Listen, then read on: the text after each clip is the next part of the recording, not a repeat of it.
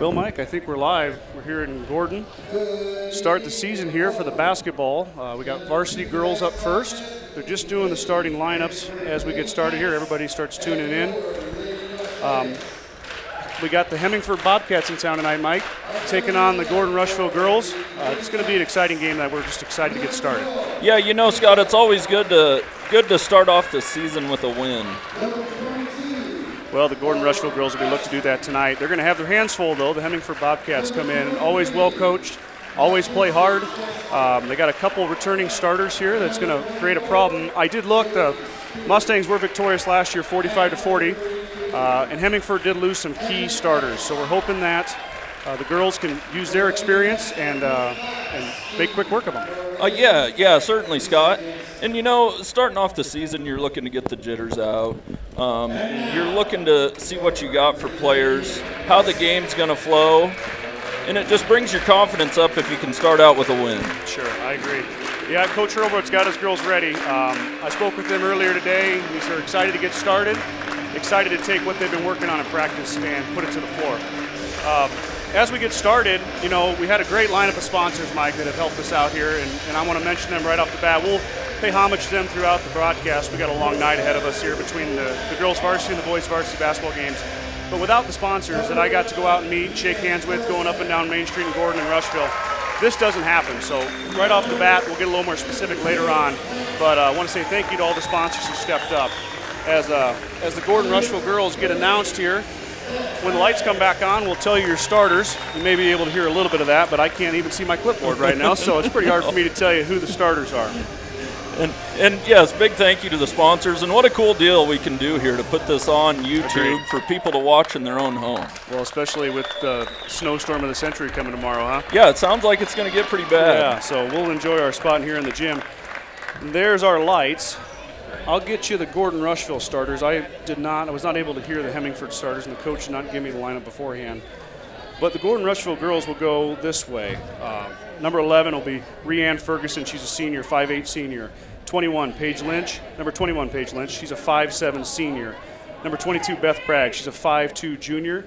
Number 3, Faith Bremer. She's a 5'10" senior. And number 13, Gracie Perez, is a 5'6" senior. And we're ready to go here, Mike. We've got the tip here. Tip is controlled by Gordon. Gracie's on the outside here, getting the offense set up.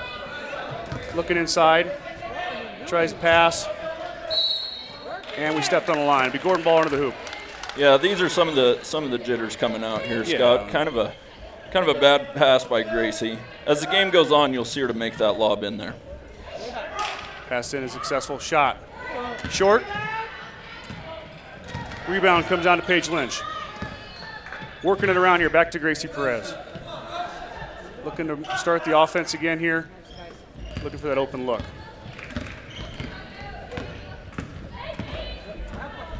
Shot up. Control again by Gordon. Gordon's really getting the offensive rebound. I like how the girls are getting after these offensive rebounds. Paige with the miss there. Hemingford will take.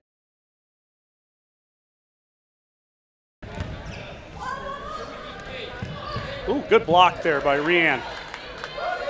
Oh, stolen away. And we got our first foul of the game, Mike. Yep, that was a nice block, Scott. I like how the girls are fighting so far tonight. Yeah, it's been a little sloppy. Hustling, fighting, playing good defense, that's going to win you basketball games. So it looks like Kyla Walker's going to go to the line for Hemmingford. Well, I guess, let's see what's going on here. Well, evidently the officials are a little nervous too tonight. It seems that way. Looks like we got some trouble with the ball, maybe? Oh. Well, we do. Okay, we got a new ball. Oh, ball must have been flat, I guess, Scott. Is Tom Brady in charge of that? Or? Possibly. So Kyla Walker's at the line. And the foul was on Faith Bremer. That obviously will be her first foul of the game. And up and good. You can tell they've definitely been practicing free throws early in this season.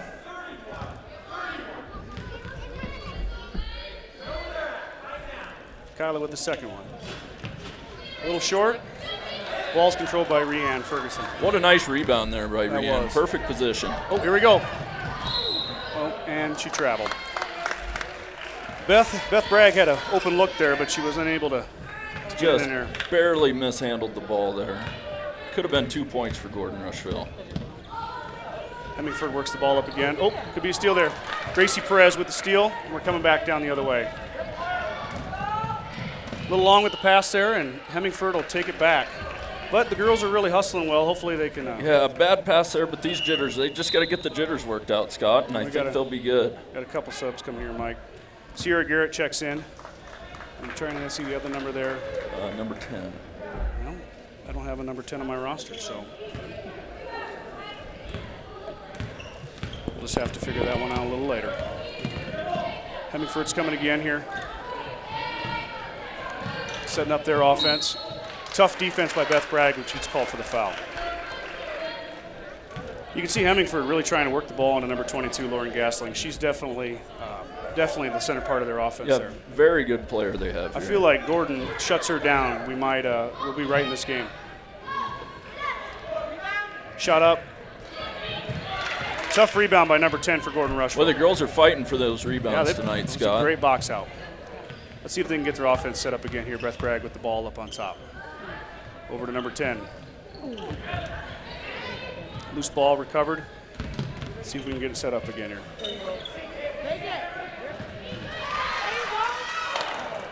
Close there, and a foul. What a nice play that just came in short, Scott. They got it into the high post and down to the short corner. Should have been an easy 2. Unfortunately, it was a miss, and we picked up a foul here. Was it on Beth? No, Beth Bragg was the one before. I guess we'll wait to see when they update the scoreboard here, who the foul was on.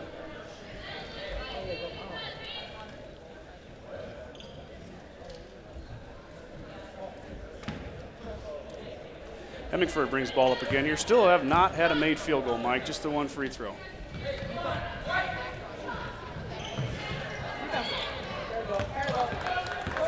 Another strong rebound by the Gordon girls there. And this is Jayla Bremer. She just checked in last. Good move. Just got it tipped. Got her own rebound. Up, 2 blocks in a row there by Hemingford. That's almost coast to coast there by her. We got to travel there. Lauren took a few too many steps, and we're coming back to try again here for Gordon.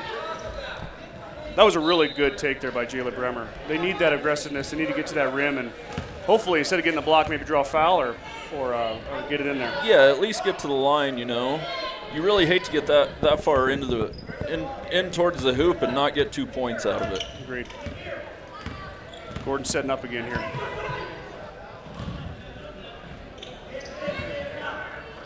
Beth Bragg drives in. And a trip. I got a foul on the floor there on the accidental trip. Gordon will reset here under the hoop. A little tripped up there. These out-of-bounds plays are opportunities for easy buckets right here, Scott. I believe in Coach Hurlburt. I know he's got a couple plays drawn up here. It looked like they're going for the shot in the corner there, and Gosling picked it off. A little juggle there. Back to Gosling. Takes it in, and the foul. What a strong drive by Gosling there. They need to keep her on the outside. Take it to the rack and get to the free throw line. So the senior Lauren Gosling will step to the line here for 2.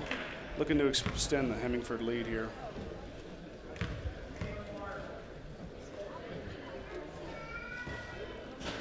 A little long on that one. Should get another chance here. Yeah, you got to knock down the free ones, Scott. I believe they win you ball games. We're not really able to do stats, Mike, but 1 for 3 off the bat. They really need to get that in there, take those free points when they get them, because you know Gordon's going to get in their groove here before you know it. Yep. And there's another one there. Hemingford 2-0 on 2 free throws, and Gordon looking to get the offense started here. And that's probably not going to help. Out of bounds, and we'll go back the other way. Turnover. She kind of zinged that pass at her, maybe a little softer, went right through her hands.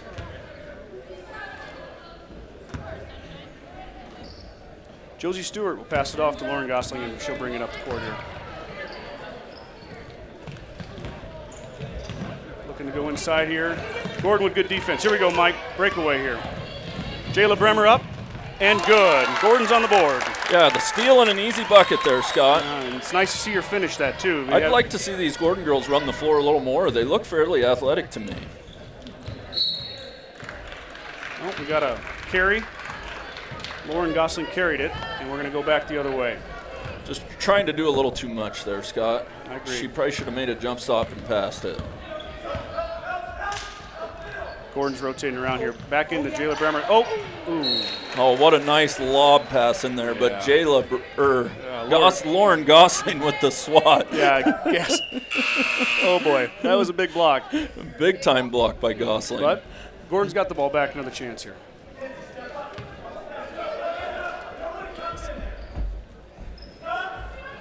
Looking for an opening. Got a couple shooters on the outside. Let's see if Gordon can get the ball in again or get an open three. There it is right there. Shot's a little long. Rebound, number 14, Shelby Herbert. Back up top here. Starting over.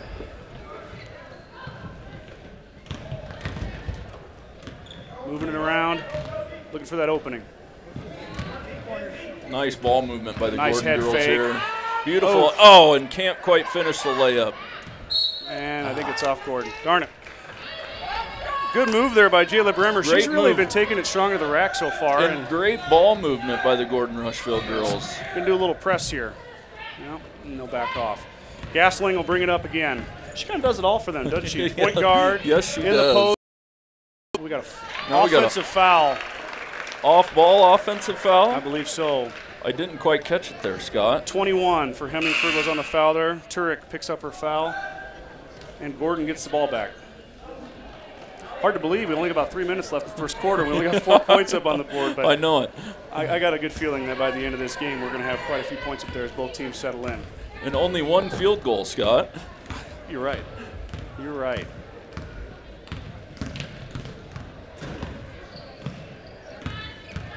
Gordon keeping looking here, rotating ball, keeping that good ball movement going, Mike. Yeah, excellent ball movement by the Gordon-Rushville girls here. It's going to pay off. With the three, a little long. Oh, what good hustle on that rebound there. That was India Rickgarn on the hustle to save that ball, but unfortunately Gordon didn't get it back, and here comes Gasling and Hemingford back down, setting up their offense. Ooh, in and out. Rebound for Hemingford, another shot up. That looks short. Hemingford controls. India Rickgarn with more good hustle there. She is all over the court. The girls are hustling tonight. Her and Shelby Herbert have come in and really provided a spark here on defense. Gordon's defense has been outstanding. Hopefully they can translate that over to the offensive side. Yeah, they're hustling well, Scott. That's an important key to basketball. You got to work on defense. They're doing that. Hopefully they're rewarded here before long. Hemingford gets it in, working around. Gasling for three. A little long. Rebound again. So Hemingford. Shot is short. Rebound, Gordon-Rushville. Jayla Bremer, there again. Gordon works their way up the court again, getting offense set. You know, the girls keep getting open looks, Scott, with this ball movement, but they've really been working the high post, and then they bring cutters off of that. There it is right there, there, Mike. There's a nice cut right there. Oh, Gasling again with the swat, Scott. We might have to get the ball away from her. She is impressive underneath. Yes. She sure likes to block shots. I know. We might have to get a new stage before the end of the game. She keeps hitting the ball off the stage like that. Gordon's going to have to adjust here. They're really cutting well, but they got to get that open look. Oh, Gasling with the steal, going the other way now. India Rickgarn with this, well, about a steal again, but Gasling controls and brings it down court.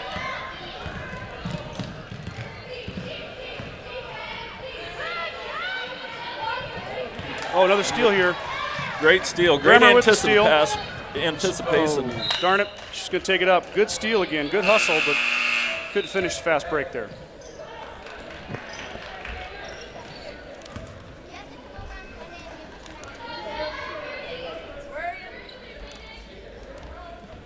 Well, Mike, Gordon looked to get another stop on defense. We've got about 1:46 here left in the half, and maybe get a couple more possessions. And there we go. Good steal. Bremer with the steal again, inside, and a trip. Oh, she was tripped up there. Darn it. No foul call. Go back the other way here. I think now would be a good time to thank some of our sponsors, Scott. I will here at the next break, Mike. We better pay attention here because another good steal here by Gordon. They've really turned him over a lot. The Hemingford girls are having trouble with that pass, or the press. They are. And just missed that pass there underneath. If it would have been a half second earlier, that would have been 2 points. Beth Bragg checks back in, and Ferguson checks back in too here. Two of the starters are back in the game after getting a quick breather. White ball here. Come on, girls. Here we go. Gracie Perez checks back in.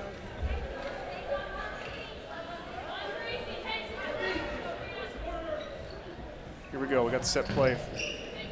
There it is right there. Oh. Wonderful play design there, Scott. That was called the old one-up. We used to run that in high school. But Gasoline again with the swap. She's up to like 3 blocks now. She might have more than that. But, yeah, she is a force in the middle right now in the paint. Gordon has had some really good looks in there and been spoiled really fast by her. Yeah, she's... Shot up, not quite good. Hemingford with a good box out, and we got a foul. Jayla Berman will pick up the foul. Well, you just hate to see those ticky-tacky fouls like that, Scott. Yeah. Gordon-Rushville with 4 fouls already. Now 5, Mike, 5. 5 now already. Those fouls there, though, you're better off hustling back on defense and swatting at the ball. Hemingford throws it half court, gets past the Gordon defense. We got another carry.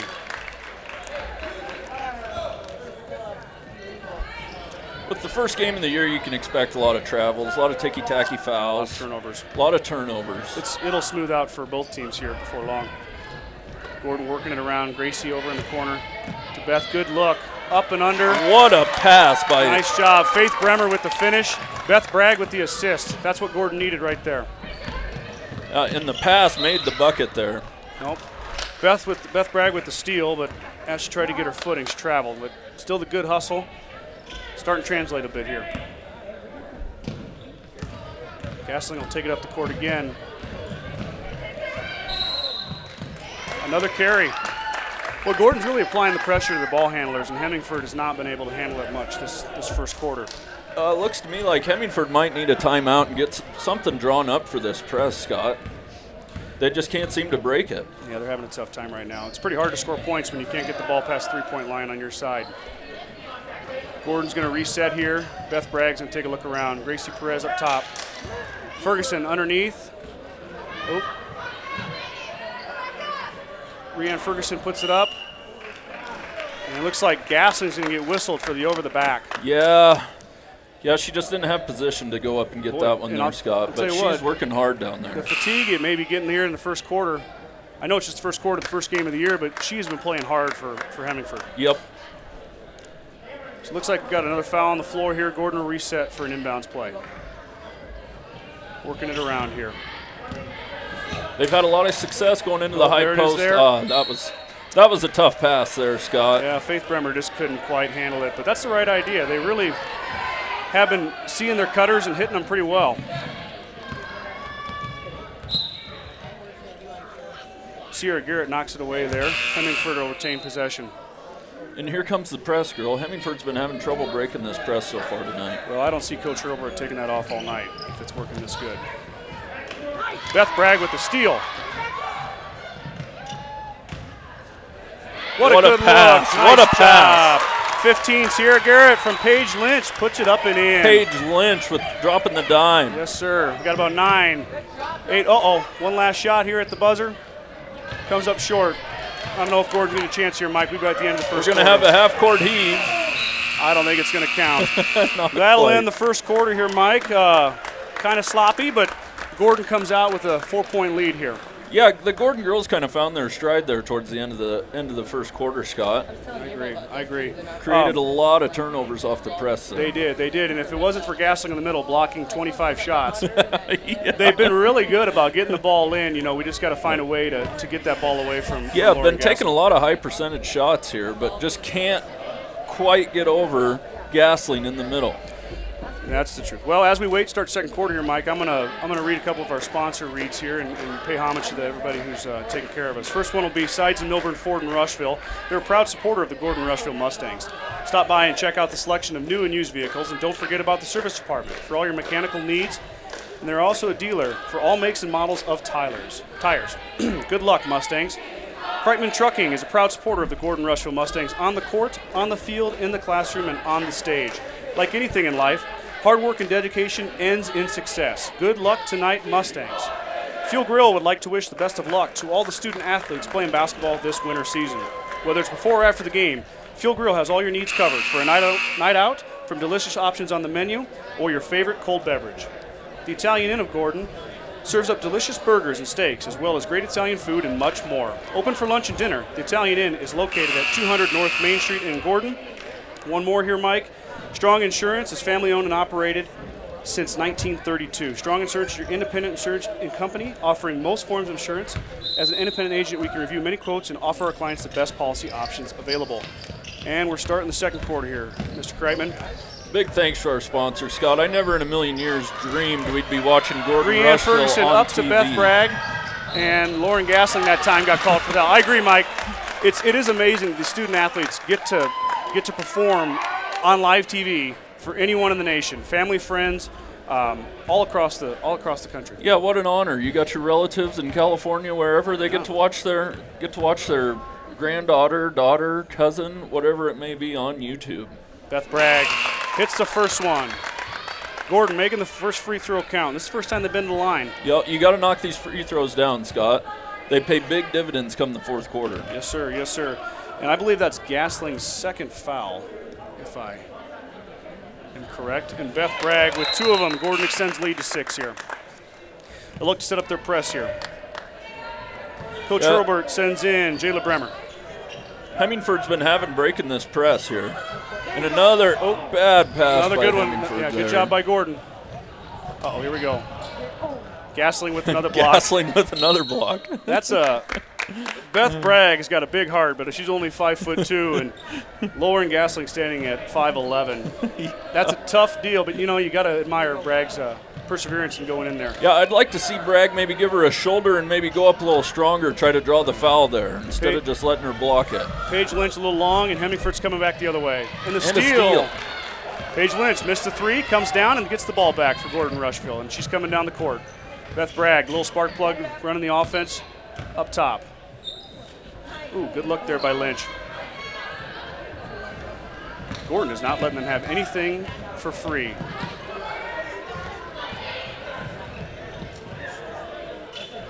The referee getting on the Yeah, action, that Mike, probably and a should have been block. called out of bounds there, Scott, because it hit him in the leg while he was standing out of bounds. Yes, Jayla Bremer with a big block there in the corner. Officials aren't perfect either, though.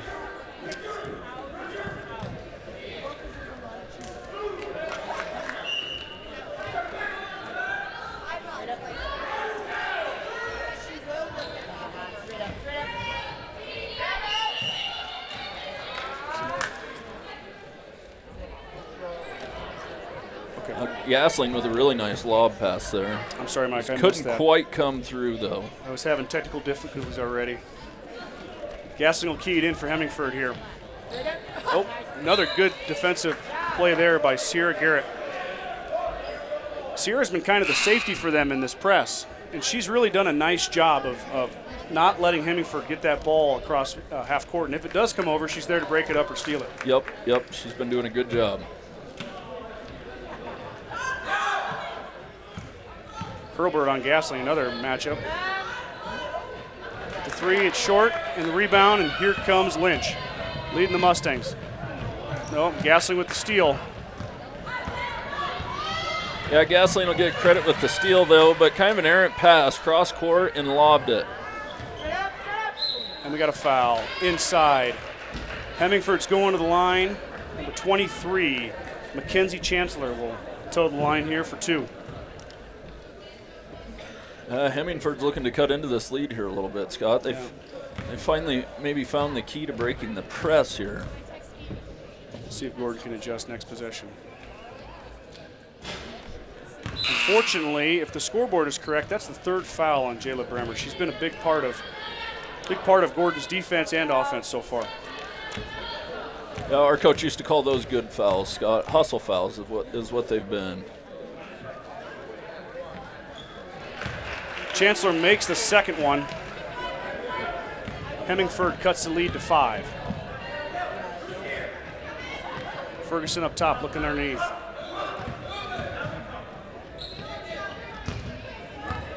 Lynch up top, resets it here. Gordon gets the offense going again. Ferguson inside. Shot, good. Sierra Garrett for 3. That's a good big shot there, Mike. Sierra found the bottom of the net there, Scott. You're going to see some of these shots start to fall for the Mustangs. They're heating up a little. Timeout, Hemmingford. They couldn't get the ball in. Took the timeout to avoid the 5-second call. Mike, I'm going to give you a few more sponsors here while I was in the in the zone. Grocery Mart, your locally owned hometown grocery store, is proud to support the Gordon-Rushville Mustang basketball teams. Stop down today to pick up all your grocery needs, including fresh meats and produce. Grocery Mart is open 7 days a week at 228 North Main Street in Gordon. The First National Bank of Gordon is an independently owned bank celebrating over 125 years of service and commitment to our community. We proudly support our area youth and the Gordon-Rushville Mustangs. Cheer on the Mustangs this season with a smile that looks good and feels great by taking a trip to see Dr. Robert Ferguson and his exceptional staff at Gordon Dental for a pain-free, patient-oriented dental experience. Stop into True Value of Gordon to save big on all your needs for the winter season. Christmas lights, ornaments, wreaths, snowblowers, and heating essentials are all in stock for your shopping convenience. See Buck and the gang at 217 North Main Street in Gordon. Open Monday through Saturday, 7:30 a.m. to 6 p.m. Certified public accounting firm at Gardner, Lautzenheiser, and Ryan PC wish good luck to the Mustangs. Visit with CPAs Sarah, Rick Garner, Mike Coombs, or any of the professional staff at 216 South Main in Gordon, or call 282-0842 for all your tax, payroll, and accounting needs. Go Mustangs. I hate to sit here and read a bunch of ads, Mike, but that just shows the support that these student-athletes have from their community. Yeah, huge support. And it looks like Steve Moreva took that time up to try and draw something up to get this press broke, Scott. All right, here we go. Hemingford down. They took Gasling from the inbound position, Mike, and got her out in the middle so she can be out there for a pass. And that's how you break a press, Scott. You got to get the ball to the middle, and then you got to cut down the sides. We got an air ball there from Mackenzie Chancellor, but Gordon could not corral it. Went off Garrett's hand, and Hemingford will reset here with 6 minutes to go in the second quarter.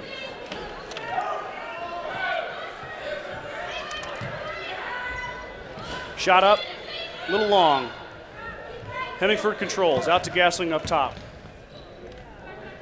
Inside, she's open, and a foul. What a nice pass there by Gasling, Scott. It was a good one. It was a good pass. She really can see the court well. Once again, Mackenzie Chancellor was underneath, and she'll go up to the line, shooting two. And I didn't see who the foul was on, Mike. Did you see? I did not, Scott. Okay. Good thing we're not the statisticians.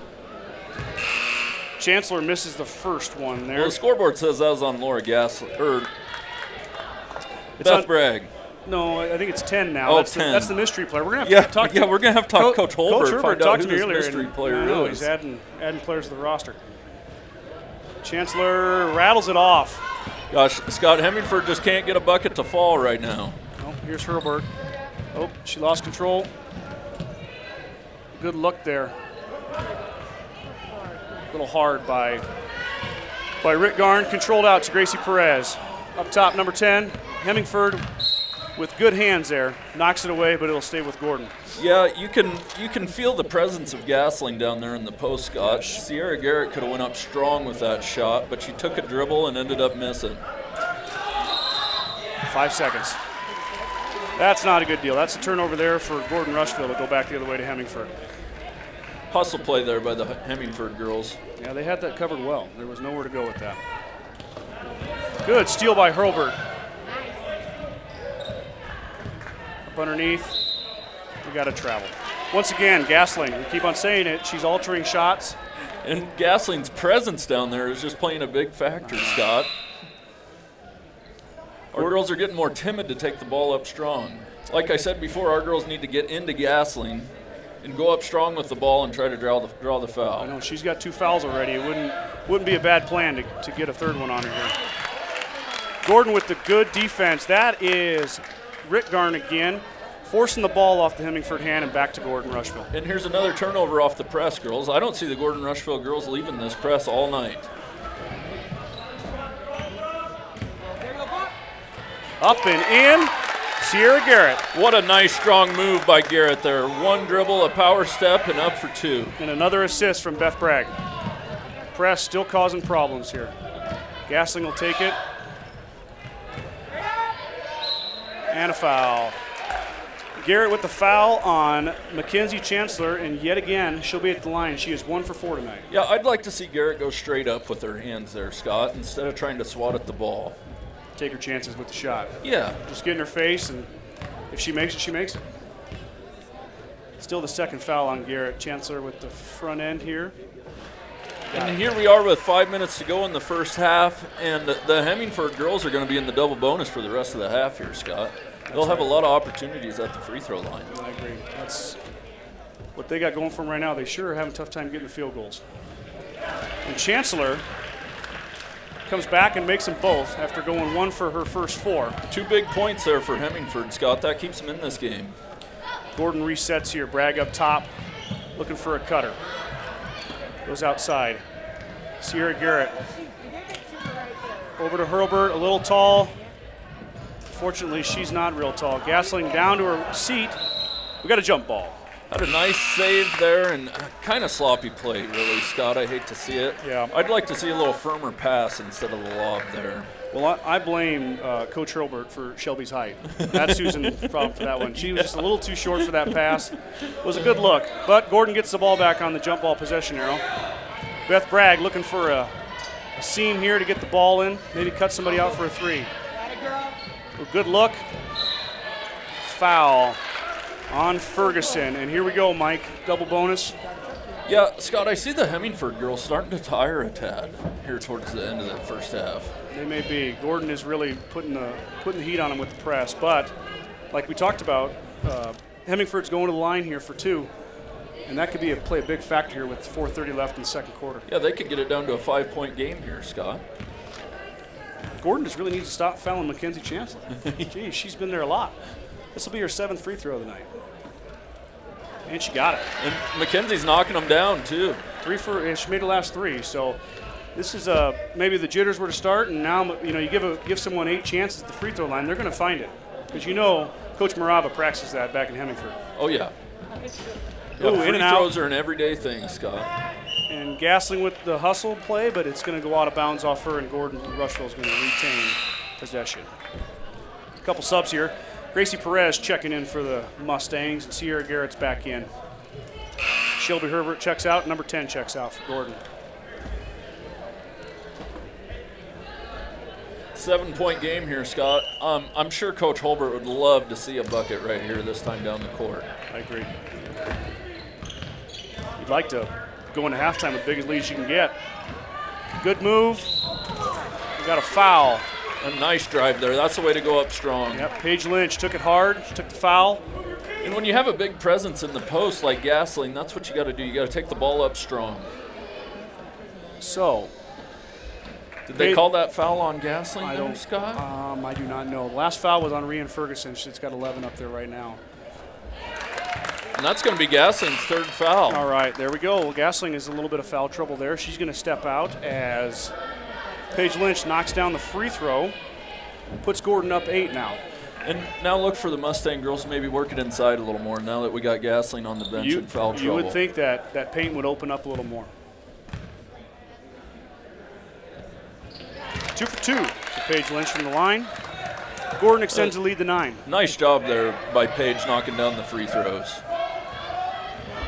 Oh, we got a steal by Beth Bragg. Oh. Hemingford with the kick. Well, I don't know. I thought it was a kick, but it looked like maybe a leg. Turnover. Once again, the press. Here comes Sierra Garrett. Taking it up strong.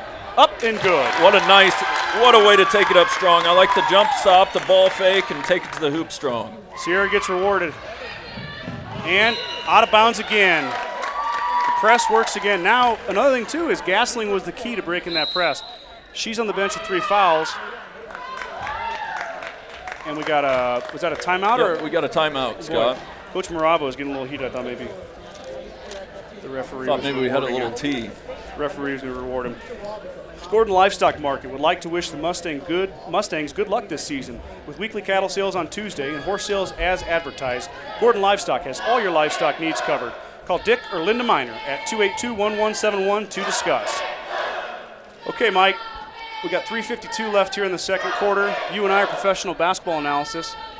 What are we looking here? Is Coach Herbert going to look to slow it down, or is he going to keep the pressure up? No, I think Coach Holbert's going to keep the pressure up. The press has been working well for the Mustangs. I'd like to see Coach Morava get the ball to the middle of the floor, have his girls stop, relax. 10 seconds is plenty of time to get it across half court, and look for your cutters. You got to find the open person. A lot of people, when they try to go to break the press, Scott, they are so worried about the 10 seconds to get it across the timeline that they never just stop and look for the open person. Sure. Every press is breakable. Yep. You're right. Maybe a little bit of relaxation, but at the same time, with Beth Bragg, Shelby Hobart, and all these girls, they're quick, they're fast, and they're in their grills trying to get that ball out. And that's just the kicker. The Gordon-Rushville girls are working, Scott. No doubt. Coach Hobart knew. He told me before the game that speed is one of their assets, and he's definitely using it. And I don't doubt it. Yeah, and that's what they're going to have to do all year, I think. A little pick and roll, Mike. Up and in, and Sierra Garrett, 2 more. Sierra Garrett's kind of a force down there in the paint, Scott. Well, I like how she plays. Oh, another steal. And another steal. Up, we got a miss. Hemingford. Paige Lynch was a little strong. Beth Bragg with the steal. There you go. Reset here. The Gordon girls will reset. Gracie Perez out top here. Paige will look for the, she's going to take it all the way to the rack. And the foul. Wow, Hemingford left a big hole there. What a nice drive there by Paige. She saw the opening, she put her head down, she went to the hoop. I believe that'll be the 7th foul on Hemingford too, so they're getting up there a little bit. Quite a few whistles in the first half here. Yeah, and you can expect that, Scott. First game of the year, you know, everybody's trying to get into the flow of the game. This is going to give both these coaches something to go back to practice and work with. Gasling checks back in for Hemingford as Paige Lynch missed the first one of 2. She'll try and get the back half of the free throw. Yeah, boy, Scott, that's a gamble by Coach Mareva. I'd sure hate for her to pick up her 4th foul. Agreed. Gordon's got hands all over their passes. They cannot get the ball up the court. Well, the speed of Gordon is giving Hemingford fits at the moment, Scott. Hemingford got it in there. Looks like they might got a break here. Oh, but there's Shelby Hobart. We got a hold. And they're going to call that on Hemingford, yes, Scott. Yes, sir. Josie Stewart was holding, looks like holding Herbert's left arm. Gordon-Rushville is going to go shoot free throws now. 1-1, I believe, correct? 1-1, Scott. 7 fouls. You know, Scott, Hemingford gets it across the timeline. I'd really like them just to stop and set up their offense instead of throwing a bad pass and turning it over. I agree. But the question is Gordon-Rushville giving them enough of a window to do that? As Herbert shoots her first free throw on the one end, and she misses long. Hemingford with the board. Let's see if they can get it up court here.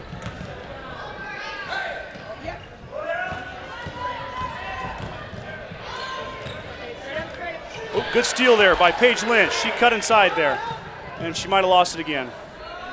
Fortunately, she lost it under, and Chancellor was there to collect and score. Good steal there by Chancellor. Another steal as Hemingford employs the press. Here comes Gasling inside to Chancellor again. Up and the foul. Chancellor will go to the line for the 9th and 10th shot free throw for her for this half. Well, I'd really like to see Chancellor not take that dribble there, Scott. I wish she would have just gathered herself and ball faked and went up to the hoop. She should have had 2 points. Maybe even an N1 too. Chancellor at the line with her 9th free throw of the first half. It's good. Free throws are keeping Hemingford in the game right now, Scott. They got to keep knocking these down. Like I said, we're not keeping stats, but I'm almost certain that last field goal by Chancellor was the only, or did Gasling have a field goal earlier? That was the first field goal of the game. All their points have came off of free throws. That's what I thought. So they could have possibly 8 of the 10 if they can make this one on free throws. And she has been lights out. The last 6 have gone in for Chancellor. She has 8 of the 10 Hemingford points. Gordon resets. Paige Lynch up top to number 10, out to Gracie Perez. Working it around the perimeter, looking for that cutter. Gasling's back in, but they got her outside on Gracie, Mike. Coach Morava doesn't want her inside anymore. And a steal from the 32, Cameron Ash for Hemingford steals, pushes up. You know, Scott, with Gasling in there, I'd really like them to see maybe a ball screen for Perez, maybe get her on the perimeter and let her shoot one. We got a fumble here. Beth Bragg collects. She's taking it to the rack. And she missed, unfortunately, but there's Paige Lynch. Paige Lynch up and in on the offensive rebound. Now that's a way to finish by the Mustangs right there, Scott. Got a timeout. Coach Herbert wants to talk it over. After that field goal by Lynch, Gordon goes up 21-10, extending their lead to 11. Well, I think Coach Holbert's got to feel pretty good about how his girls have played here so far in the first half, Scott. They're hustling everywhere. Sure, there's some turnovers, some bad passes, but they got a lead. I agree. Another one of our sponsors that is on your screen right now, Gordon Memorial Hospital, is proud to be among the top critical access hospitals recognized as a best practice recipient in quality. one of only 6 rural hospitals to earn this honor this year. Visit www.gordonmemorial.org to see upcoming specialty clinics, schedules, events, and more. Okay, Mike, we're coming out of the timeout here on defense after the big bucket by Lynch. Hemingford will look to keep breaking the press. Another bad pass. And Lynch got blocked again. Lynch knew Gasling was behind her right there, Scott, but Gasling did a good job of going straight up, trying not to pick up that 4th foul. She did. She's got at least 5 blocks so far, maybe even more. She's been a force underneath for them. With the 3 fouls, though, too, so I don't really mind them going after her still. No. Best thing for Gordon is maybe get her in foul trouble. Another bad pass and another bad pass. 2 bad passes back-to-back, and Hemingford ends up with the ball again. Oh, we got a foul here. Oh, no, I'm sorry, a travel. Even better for Gordon-Rushville. Hemingford travels, and we'll go back the other way. You know, I'd really like to see Bragg just walk it up the court here, get into a set offense, and calm everyone down. Agreed. It's a little bit sporadic lately.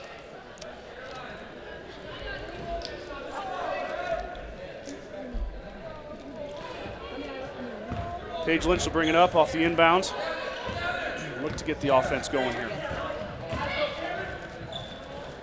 What a good look there. What a nice Garrett just pass. missed. Garrett just couldn't quite finish. There it is. Paige Lynch with the offensive board. That's 2 offensive boards, 2 putbacks in the last minute for Paige Lynch as Gordon extends the lead to 13.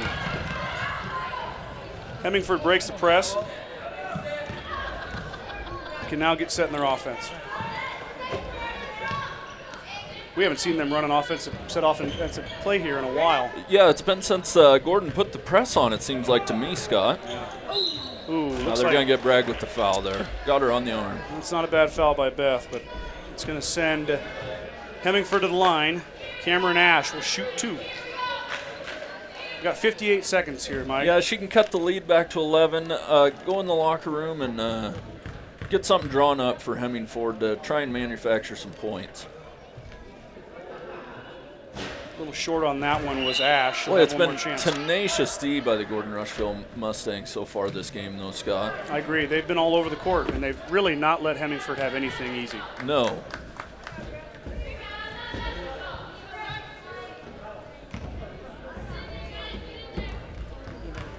Ash with the 2nd free throw. Going to use the backboard and miss. Chancellor with the rebound, and we got a jump ball, says the referee. It's going to stay with Hemingford. Yep, Gordon-Rushville had the last one, so Hemingford will retain possession with 55 ticks to go here in the 2nd quarter. Boy, Scott, I'd really like to see Chancellor not take that extra dribble down there. I really wish she'd just take it to the hoop as soon as she catches it. Hemingford with a good play there, get it out. They'll set up a top. Nice look at 3 here. Kyla Walker for 3. She's a little short. Ferguson hits the deck, going for the ball, and we got a timeout. Coach Hurlbert. Gordon will get the ball back here.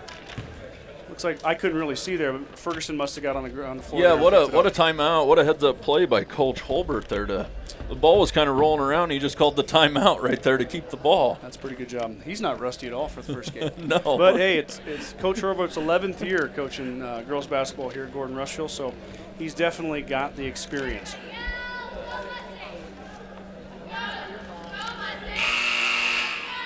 Yeah, lots of experience, Scott. A couple state tournament bursts, too, for Coach Hurlbert. Gordon-Rushville Mustangs program is in good hands. And you know what? With the amount of seniors they have on this team and the amount of experience, I think it's safe to say we can expect a really good season from Coach Hurlbert and his girls. Yeah, and you know, Scott, my theory's always been defense wins championships. And judging by the girls tonight, it looks like this season is going to be won with defense and press and hustle. They're not going to have great size. I'm sure they got some shooters, but look at them work it in here. Yeah, they've really cut well. 24 for Hemingford comes down strong with the board. That's Josie Stewart. She's going to take it the length of the court, but Ferguson sneaks up behind and steals it. Gordon will retain possession. You can see the tenacity of the defense starting to frustrate these Hemingford girls a little bit. All right, Mike, we're holding for one shot here, it looks like. We got 13 ticks left till halftime. A little pick and roll action, and we got we're going to get a travel there. One extra step. Yep, Faith Bremer had the right idea there, but she took one extra step. Well, here's a shot for Hemingford to get the last shot. 9 seconds to go here. 9 to go. see what they can get. I mean, they got to get it down there, though. The press. Yeah, they can try and cut this lead to 10, maybe 11. I'm sure their coach would feel happy about any bucket at this point. 4 to go. 3, 2. Gasling's going to take the last shot. Oh, I think she got fouled, Scott. She got a foul here. That's going to be 3 free throws for her. Uh-oh. That's not good. Looks like Shelby Hobart got her on the arm. Yeah, that's a tough foul there, Scott. Let her shoot that out to the volleyball line. I agree. Let her put that up. Take your chances. Well, this is a pretty big chance here for Hemingford and Gasling to get it down to 10 here before halftime. She misses the first one. That's got to frustrate Gasling, as good a player as she is, Scott. Yeah, she definitely wants, as a senior on this team, she probably wants to get these free throws in before halftime and give her team a little bit of momentum, and she makes that one.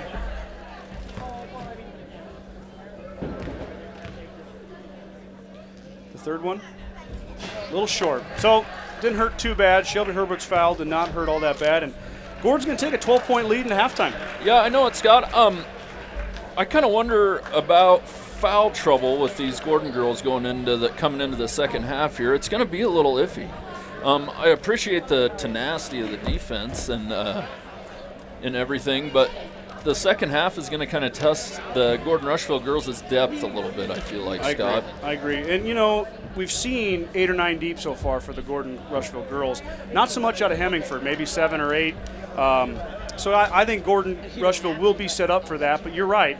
You know, if you get a player like Paige Lynch on the bench or someone with Beth Bragg's ability to hustle and bring the ball down, that could provide an opening for Hemmingford as we go to halftime here. We got 10 minutes on the clock here to wait. I'm going to do a couple reads, Mike, and then we have some commercials from some other sponsors that have provided video commercials for us, so we'll go ahead and get started with all that. Sides and Millburn Foreigners Rushville is a proud supporter of the Gordon-Rushville Mustangs. Stop by and check out the selection of new and used vehicles. Don't forget about the service department for all your mechanical needs. And we are also a dealer for all makes and models of tires. Good luck, Mustangs. Kreitman Trucking is a proud supporter of the Gordon-Rushville Mustangs on the court, on the field, in the classroom, and on the stage. Like anything in life, hard work and dedication ends in success. Good luck tonight, Mustangs. The Italian Inn in Gordon serves up delicious burgers and steaks, as well as great Italian food and much more. Open for lunch and dinner, the Italian Inn is located at 200 North Main in Gordon. Fuel Grill would like to wish the best of luck to all the student athletes playing basketball this winter. Whether it's before or after the game, Fuel Grill has all your needs covered for a night out, from delicious options on the menu or your favorite cold beverage. All right, Mike, we're going to do a couple video commercials here, but before we do, just want to say thanks to everyone who's watched the first half with us. I feel like we broke the ice a little bit, you and me, first time on the YouTube live broadcast. I got a good feeling it's going to get better as we get to know these girls better and how they play and how Coach Herbert does it. Yeah, and big thanks to the sponsors, and I'm just excited to be here, Scott. This is a lot of fun for me up here. I agree, Mike. Well, let's go ahead and do some video commercials here. I'll send it over, and we'll get those started. When you go to a doctor or hospital, your insurance company pays for this much. The rest is on you. So if these are the savings you'll dip into while you're out of work, Aflac can help. Helps to cover the stuff that isn't covered by your regular insurance, so your bills won't be totally bananas. Oh, that's what Aflac is. Apply during your company's annual open enrollment. Stock up on benefits, you're set for the year. Farmers Co-op is a local cooperative that invests its earnings locally to improve services our patrons need to run successful operations. New and improved grain handling facilities, up-to-date agronomy application, and feed delivery equipment are components that help Farmers Co-op's owners, its patrons, operate successful farms. For more information, visit Farmers Co-op's website at www.farmcoop.com. Farmers Co-op. Knowledge, commitment, success. There is a new world out there, revealing itself in unpredictable ways. A world that demands more from the land and those who grow, farm, and build on it. This new world calls for the ingenuity to get more out of it, while preserving as much as we can. After all, to stay ahead of tomorrow, we need to be equipped for it today.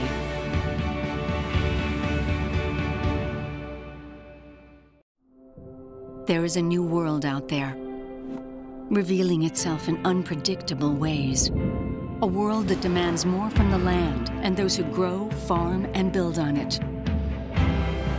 This new world calls for the ingenuity to get more out of it, while preserving as much as we can. After all, to stay ahead of tomorrow, we need to be equipped for it today.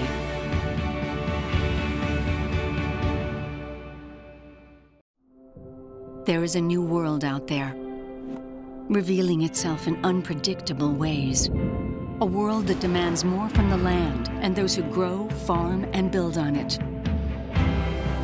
This new world calls for the ingenuity to get more out of it, while preserving as much as we can.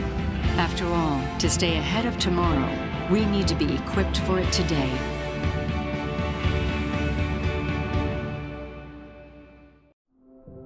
There is a new world out there, revealing itself in unpredictable ways.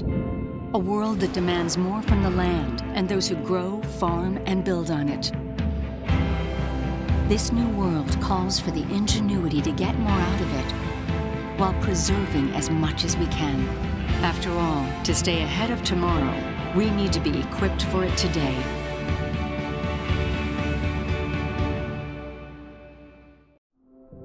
There is a new world.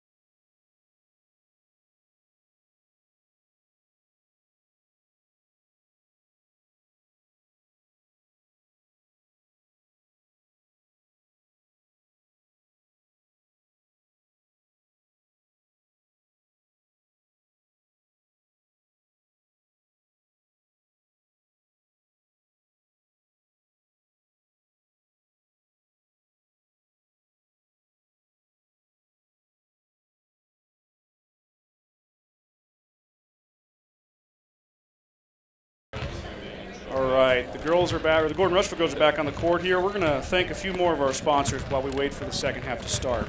Strong Insurance is family owned since 1932. Strong Insurance is your independent insurance company offering most forms of insurance. As an independent agent, we review many quotes and offer our clients the best policy options available. We don't work for any one insurance company. We work for you. Stop in today at 224 North Main Street in Gordon.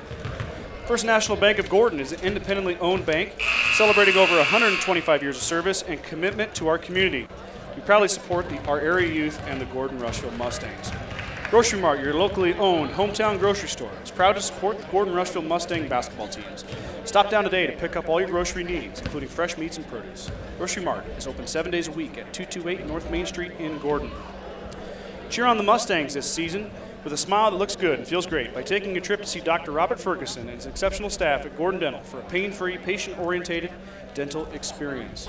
True Value. Stop into True Value of Gordon. Save big on all your needs for the winter season.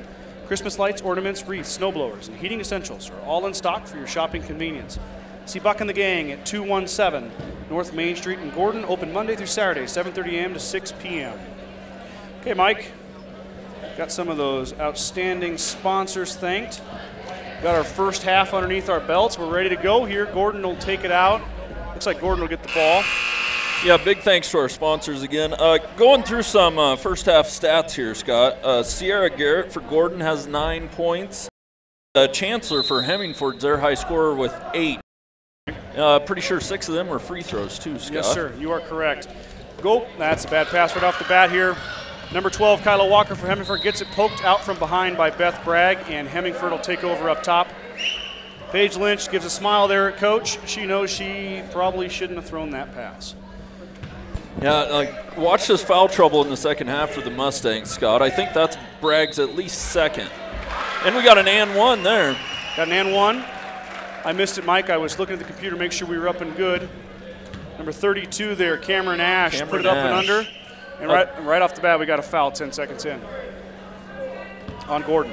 And look for Hemmingford to try and gain a little momentum here. Top off the three-point play, get the lead to 9. That'd be big for them. They got to really have a strong start here in the third quarter to get back in this game. Cameron with the shot. Chancellor with the rebound, took it right back up and in. Yeah. Boy, I'd like to see Faith box out just a little better there, Scott. Well, they gave him an easy one. Mike, I think Chancellor was listening to you. She took it straight up. Gordon back on the offensive end. Nice save. Gracie with the ball fake, back out to Beth Bragg. Bragg's going to reset up top to Paige Lynch, and Gordon tries to get it going here on offense. What a nice pass there, Scott. Oh, just couldn't quite finish. Beth Bragg with the offensive board. She was there to clean it up. Nice position by Bragg for being a smaller player. Way to get in there. 5-2, crashing the glass. You know Coach Robert loves that. Looks like we got another jump ball here. Hemmingford has a possession arrow. They'll keep it here. Rayanne Ferguson. That was a better job there by Hemmingford of breaking the press, Scott. Yes. I don't want the Mustang girls to slow down here, though. I agree. They got to keep up the pressure. That's what got them the lead they have right now.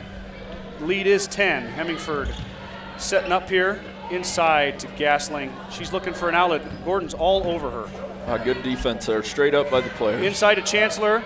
Gracie Perez. With the block, and great defense there by Cameron Perez. Ash up, gets her own board, another board. That's 2 in a row. Finally, Sierra Garrett comes down with it. Now she's trapped. And we got a foul. Got a foul here, all right. Chancellor's all over there, Scott. Kind of a crazy couple sequence of plays there. Chancellor, or was it Ash? Ash was on that right side of the rim there. She got 2 straight putbacks and missed them both. Sierra Garrett finally cleaned it up, and now Hemmingford will set up their press. Get it into Rayanne Ferguson. Up to Gracie, up to Beth Bragg. She's going to drive it, take it out, and set up. Oh, inside. What a good look. Nice job of breaking the press there. That's fundamental basketball right there, Scott. Yes, sir, and Sierra Garrett reaped awards. Gasling about threw it away. Got a foul again here. Boy, I'll tell you what, these girls do not let you take a breath. We got to stay on our game. They are all over the court. That's for sure, Scott. You know, I'd really like to see them once they get they got an easy bucket there, but either team, once they get the press broke, I'd like to see them slow down, stop, get their offense set up. I agree. And it looked like Bragg was going to do that with her experience. She was setting up, but what a nice move. Oh, use the backboard there, Sierra. That was Paige Lynch on the miss. Hemingford gets the rebound, and they're going to take it up court. They're going to press 3-on-1 with Gracie. And we got a foul and the bucket. Kyla Walker takes it strong and finishes. She'll go to the line to try and make it a 3-point play. Yeah, I don't know, Scott. Kind of a cheap foul there, but hey, they got it. Another 3-point opportunity. Gracie Perez was kind of all alone on the island there. It was 3-on-1. She maybe just should have let her have the bucket. But like you said, cheap foul. Kyla Walker will try and finish the 3-point play, and she will. Here comes the press again. Hemingford's giving Gordon-Rushville a little dose of their own medicine. Let's see if they can handle it. Up to Bragg. Bragg breaks it again. Nice. We got a foul on Gasling. Foul on Gasling there. That'll be her 4th. Sierra Garrett will go to the line once again. The Bragg-Garrett combination gets the ball underneath the hoop, and no points there, but we got Garrett at the free throw line. What a nice ball fake by Garrett there to get Gasling her 4th foul. That's going to be huge for Hemingford not having her. Yeah. It's looking like she's going to have to sit about the whole 3rd quarter now, Scott. She has 4. Yeah, they definitely don't want to lose her for the game by risk. I mean, yeah, with 5:51 here to go in the 3rd quarter, that's a huge chunk of time. She's going to spend some time on the bench, unfortunately. Sierra Garrett missed the 1st free throw. She'll have another one right here. Up and rolls around and good. Gordon's up 10 again, 28-18. Here comes Hemingford trying to break the press. They really struggled breaking the press earlier with Gasling out, but they get it here. Chancellor takes it up. Got a block. Chancellor took it strong, number 10, tried to set up for a charge and didn't make it. Yeah, mystery number 10, she just wasn't quite in the right position to get that charge call there, Scott.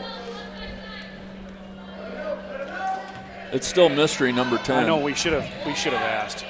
Good cut. Kyla Walker on the inbounds play is rewarded with 2 shots at the line here. I don't know who the foul was on.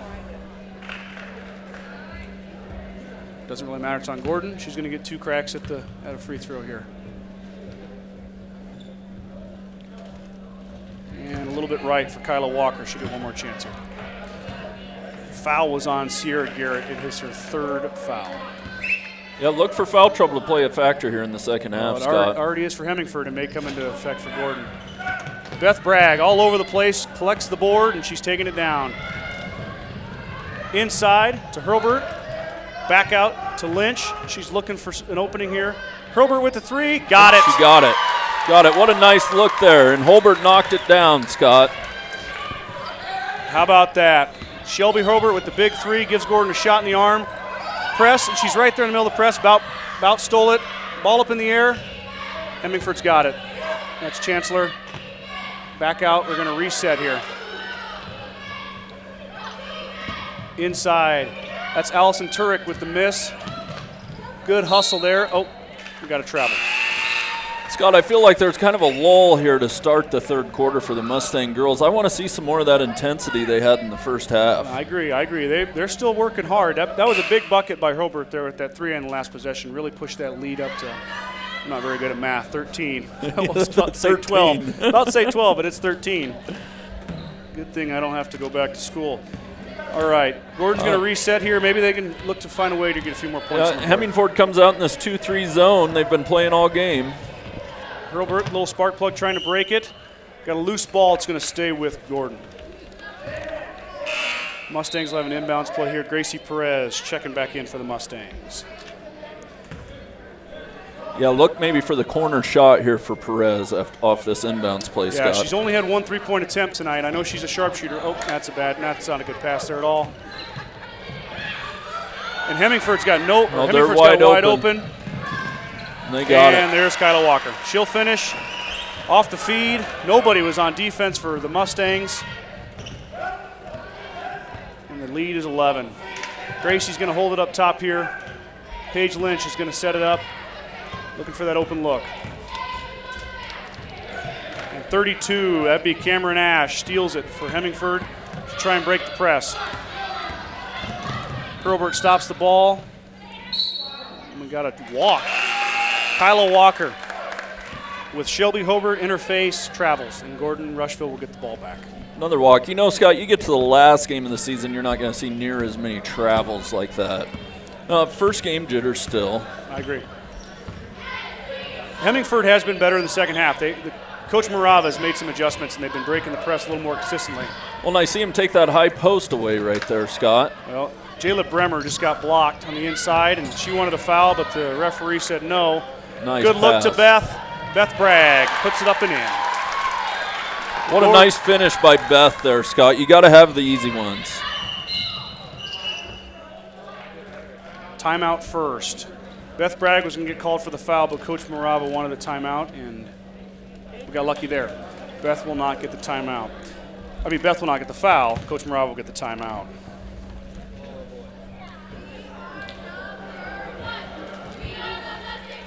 Gordon Memorial Health Service is proud to be among the top critical access hospitals recognized as the best practice recipient in quality, one of only 6 rural hospitals to earn this honor this year. Visit www.gordonmemorial.org to see upcoming specialty clinic schedules, events, and more.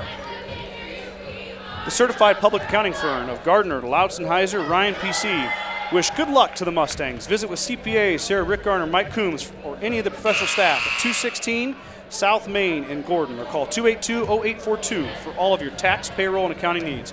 Go Mustangs. Hemmingford will get the inbounds play here, Mike. Like we said before we took that little sponsor break, Beth Bragg dodged the bullet there. She was going to get a foul. I'm not sure how many fouls she has, but she didn't need one more. Yeah, lucky there, Scott. A timeout called before the foul call. Look for Hemingford to cut into this lead some more. They really need to get something going here. The offense has come alive a little bit. That's number 10 was not looking. She'll save it. Good hustle. Over and back.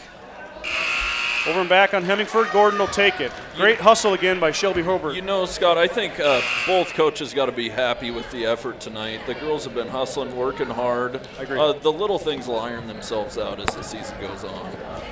I got a funny feeling even by next week, Hemmingford and Gordon-Rushville are going to look a lot crisper, a lot sharper. Once they get some game film and they can sit down and take a look, they're going to clean some things up. Paige Lynch with the strong drive, and she'll go to the line to shoot 2 as she draws contact. Nice drive there by Paige, Scott. And she's done that a couple times tonight. She sees that crease in that paint, and she goes right for it. I'm such an old school guy. I like seeing strong plays to the hoop, you know, and kicking it back out, taking the ball up strong. She's got to make her shots here to make it worthwhile.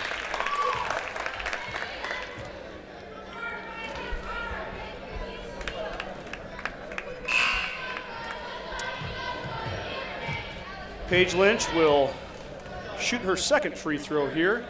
Try and give Gordon a 15-point lead over the Hemingford Bobcats here. 3:30 left in the third quarter. And she's a little long on that one. Hemingford will control and try and break the press. And there she is. Paige Lynch steals it, steps on the line, and it's going back to Hemingford. But once again, the press working great.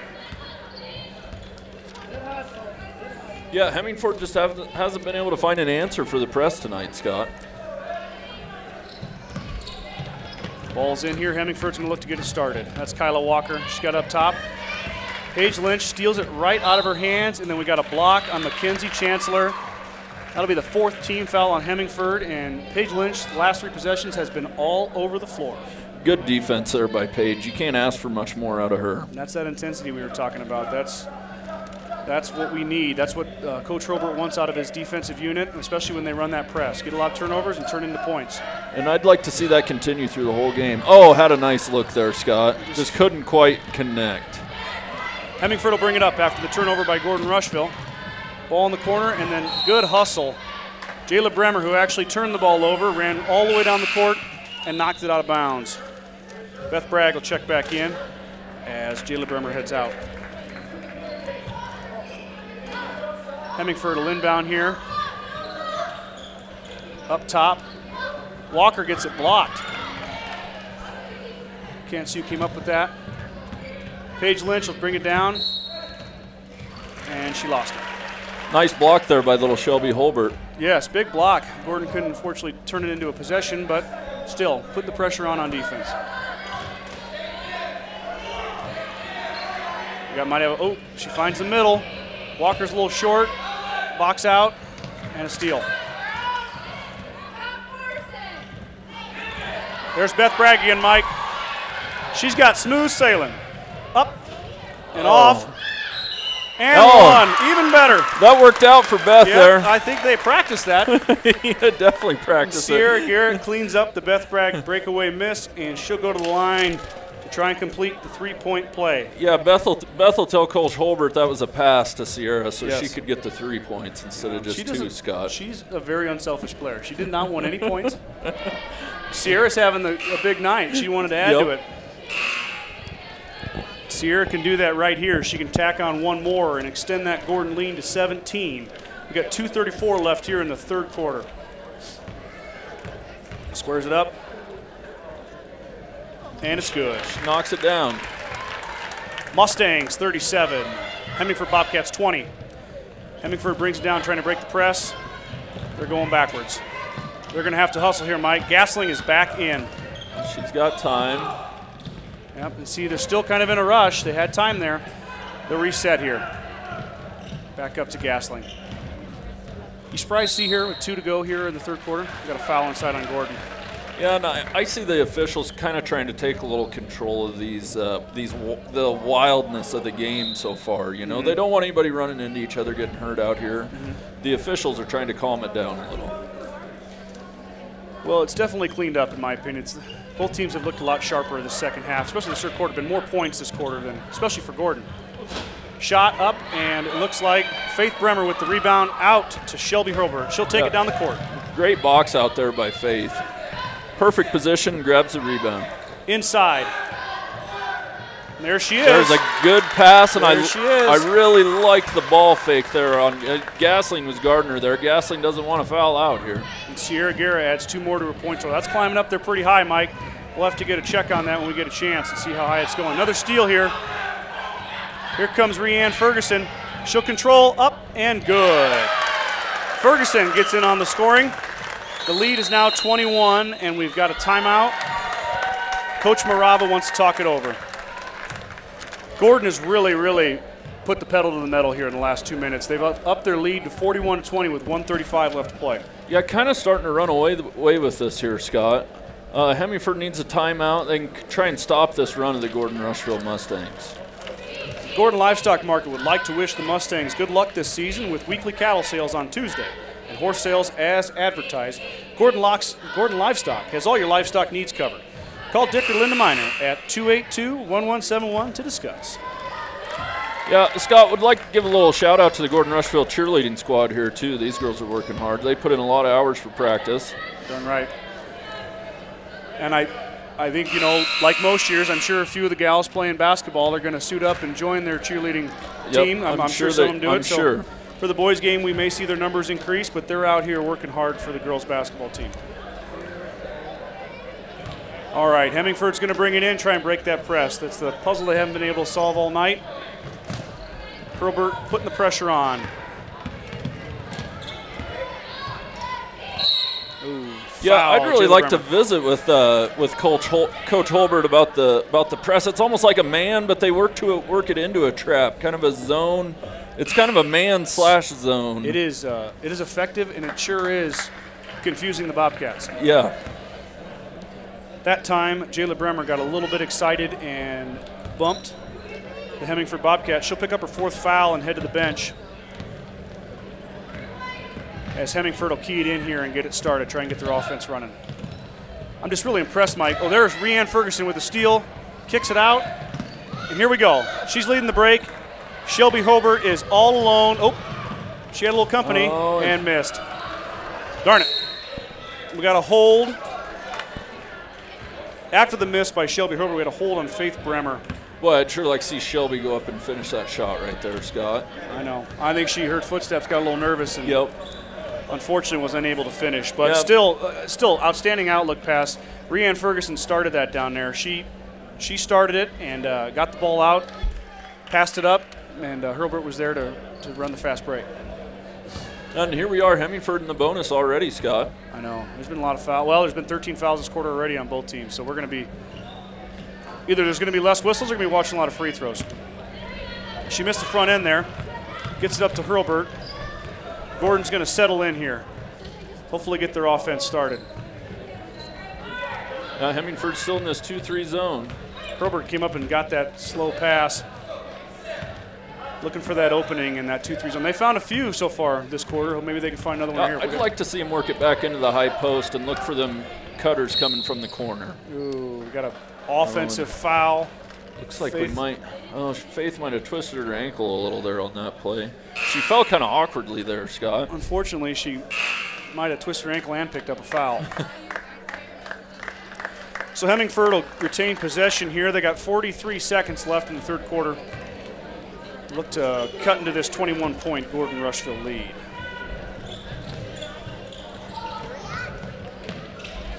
Hemingford pushes it up. Ooh, that was might have been a little bit of a travel, but I'm not the referee. Oh, and the steal by Garrett. Boy, Garrett's been all over the place tonight, Scott. Filling up that stat sheet, Mike. She makes it look easy. There's a nice screen by Garrett. What a drive. Nice drive by Paige Lynch.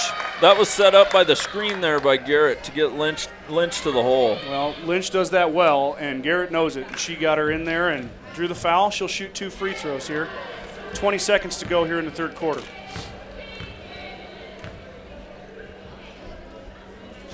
Lynch rolls one off the front.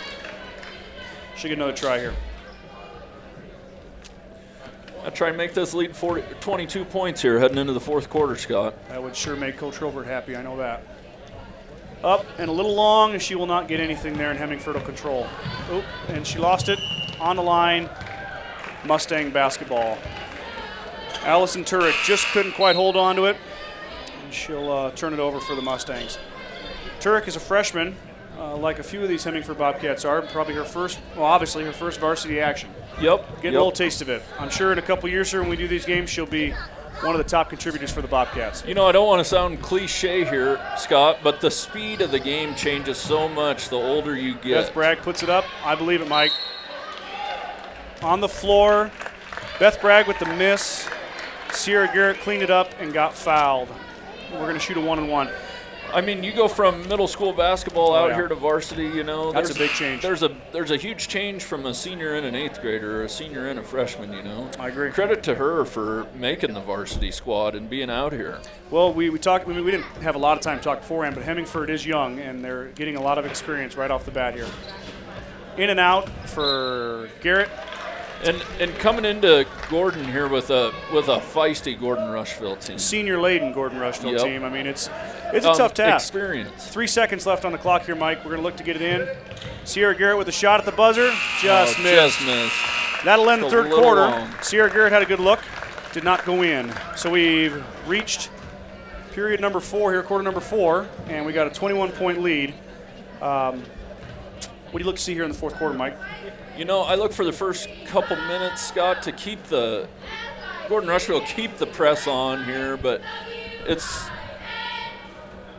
I hate to say it, but it's getting to the point where it might be time to take the press off, Scott. You know what I mean? I agree.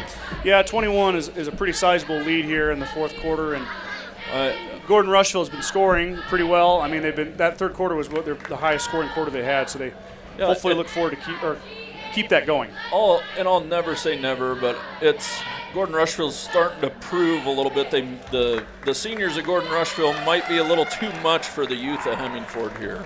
I agree. Let's thank a few more of these sponsors, Mike. Sides and Milburn Ford in Rushville is a proud supporter of the Gordon-Rushville Mustangs. Stop by and check out the selection of new and used vehicles, and don't forget about the service department for all your mechanical needs. And they're also a dealer for all makes and models of tires. Good luck, Mustangs. And Kreitman Trucking is a proud supporter of the Gordon-Rushville Mustangs on the court, on the field, in the classroom, and on the stage. Like anything in life, hard work and dedication ends in success. Good luck tonight, Mustangs. Fuel Grill would like to wish the best of luck to all the student athletes playing basketball this winter. Whether it's before or after the game, Fuel Grill has all your needs covered out from delicious options. Ferguson. And she'll set the offense up, gets it over to Paige Lynch.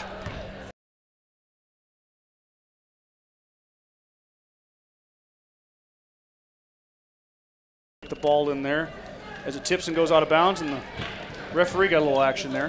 Got to keep him on his toes. Bobcats will key it in. Gasling's back in with the 4 fouls. And we got another travel. Yeah, you see frustration starting to mount here for the Bobcats, Scott.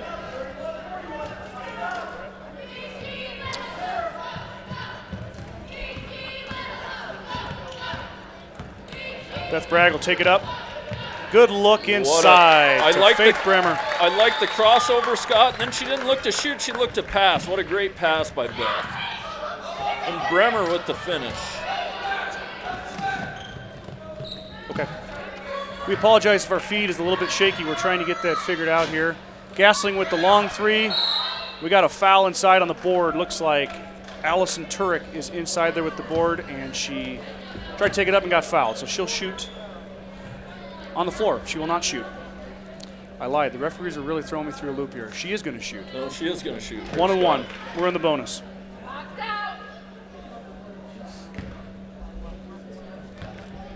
Okay.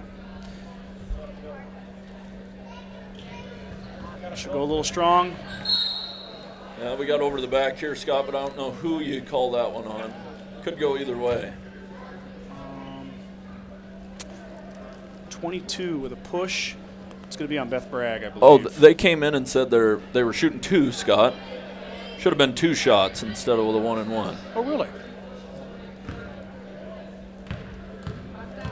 Or no. No, now we're into the bonus. Double bonus. Now we're shooting 2. Everyone's a little confused. Yep. And now I bumped your camera too, just to help you out. I want to add a little tidbit here, Scott. 2 of these officials were officiating games when I was in high school. Oh boy. Oh boy, Mike. I've noticed it, but I thought I would add that. Oh boy.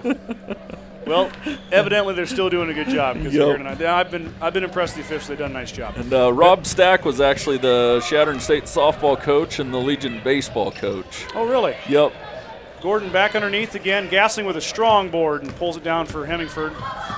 She'll get it up. Allison Turek loses it. On the floor, Gracie Perez finds it, and we got a foul.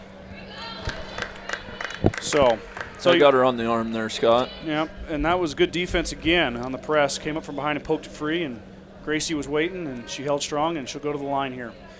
This will be Gracie's first chance at points tonight. She had the 1 attempt at 3, but I was looking for Gracie to get a few more looks outside, but they haven't been there tonight. Yeah, but they really haven't needed the outside shot, Scott, you know? You're right. I mean, you go take the bunnies, they're way more high percentage shots. I agree. So Gracie is shooting 1-and-1. Got it. She'll knock it down. And as her reward, she'll get a second one. Gracie's on the board for the night. That's her first point of the game. Let's try and make it 2 right here. She got a pure shooter there, Scott. She is. You don't want to get her on the free throw line or open on the 3-point line. She will make you pay. Hemingford will key it in again here. The lead is 25, 45-20. 6:20 to go here in the 4th quarter. Here's Gaslin bringing it up. Yeah, Gordon has backed off the press. They're still pestering them when they get past half court. And there's another steal. Jayla's gonna. Oh, that's not Jayla. That's. My apologies. That's Sierra Garrett yet again with the steal, fast break, and the bucket. Sierra Garrett's had a big game tonight, Scott. She has. She's been a key offensive force for the Mustangs, and she will be all year. We're going to be calling her name a lot. Good look by Gasling underneath to Chancellor, and she'll go to the line again. I believe this will be free throw 11 and 12 on the night. Yeah, Chancellor's been living at the line tonight, Scott. Well, that just shows her toughness. She's been underneath, and she has been grabbing boards, cutting, taking advantage of everything. Looks to me like Jayla Bremer possibly fouled out, Scott. She did. They still have Beth Bragg's foul up there, but I believe that was her 5th. So Jayla Bremer, not Faith, but Jayla has fouled out. She just likes to fill that stat sheet, Mike. Yeah, you got to fill it up. Yeah, might as well. You get 5 fouls, use them all. Chancellor misses both. Here comes Gordon-Rushville. Tipped away and stolen, and here comes Hemingford back the other way.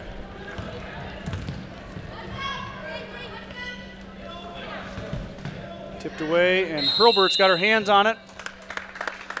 All 5'2" is like Shelby it's gonna Hobart. Stay with Hemingford here, Yeah, Scott. but it's still a tough, gritty play by Hobart to get in there and get her hands on it. And I'm very impressed with the defense and the hustle of the Gordon-Rushville girls tonight, Scott. would you expect anything less out of a Randy Hurlburt coach team? Not at all. You ever see him in 9 foot? Yeah. He's a maniac. Got a foul again here on the shot. Number 32, Cameron Ash, will head to the line for Hemingford. Mike, I don't mean to brag, but our scoreboard has been right tonight more than the scoreboard in the gym. I don't doubt it, Scott. We gotta work on that here in our gym. We got a few more things going on here than just a scoreboard. We'll get the whole quarter thing figured out here. I got to get that down. That's still something we're learning. Cameron Ash with a shot. She used the backboard. The bank is open. Bank's open tonight for and Cameron Ash. She gets the 21st. What a lot of fun to be able to do this, though, Scott. I agree. Well, the fun has just began, Mike, because we got 30 more games on our broadcast schedule. So we hope everyone listening in tonight will come or will go online and watch as much as you can. If you can't make it down to the game, this is a great service for you to have. Lane violation. Looks like. So Ash will not have her second attempt. Yeah, Chancellor just couldn't quite keep her balance there. Mike, yet another freshman for Hemingford, Cameron Ash. She's had a really nice game for Hemingford. Yeah, Hemingford's a young team. A lot of positives to take out of this game for Hemingford, Scott. I mean, the effort is there. I agree. The turnovers are going to be an issue with a young team, which you would expect. But you can't coach effort. We got a foul inside there. You're right, Mike.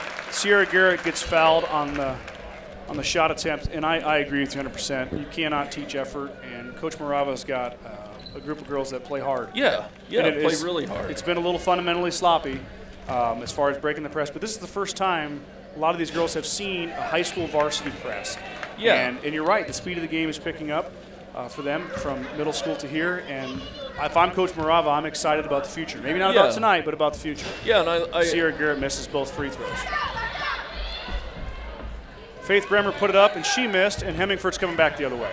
The turnovers are fixable, Scott. You know, the travels and the double dribbles and the fouls, those things are all fixable. But Coach Morava's got to be more than happy with the effort of his girls tonight. India Rickgarn got the board there, tried to bring it down, and she traveled. And we got a line change here. 5 fresh bodies coming in. Seeing her first action tonight is number 33, Maddie Moore.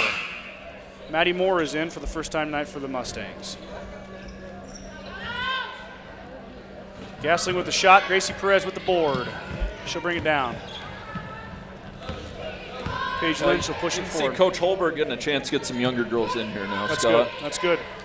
What a great way to start the season for the Lady Mustangs, though, Scott. You couldn't ask for much more at this point.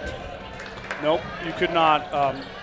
Not at all. Ferguson with the miss there, but like you're right. I said at the beginning of the broadcast, it just adds so much confidence for your team. It just proves everything that you've been working on in practice for the last however many weeks is working, and it's going to win you ball games. I agree. Ferguson up ahead to Maddie Moore with her first shot attempt up, and she missed, unfortunately. Good look. There is Paige Lynch. She'll clean it up, push that Mustang lead. Nice strong 49-21. rebound there by Paige Lynch. And you're right, Mike. And I mean, maybe some of our viewers haven't heard the news, but the games tomorrow in Ainsworth have been canceled. All the JV games, all the varsity games, due to the impending snowstorm. Hopefully there's a reschedule, Scott. I agree.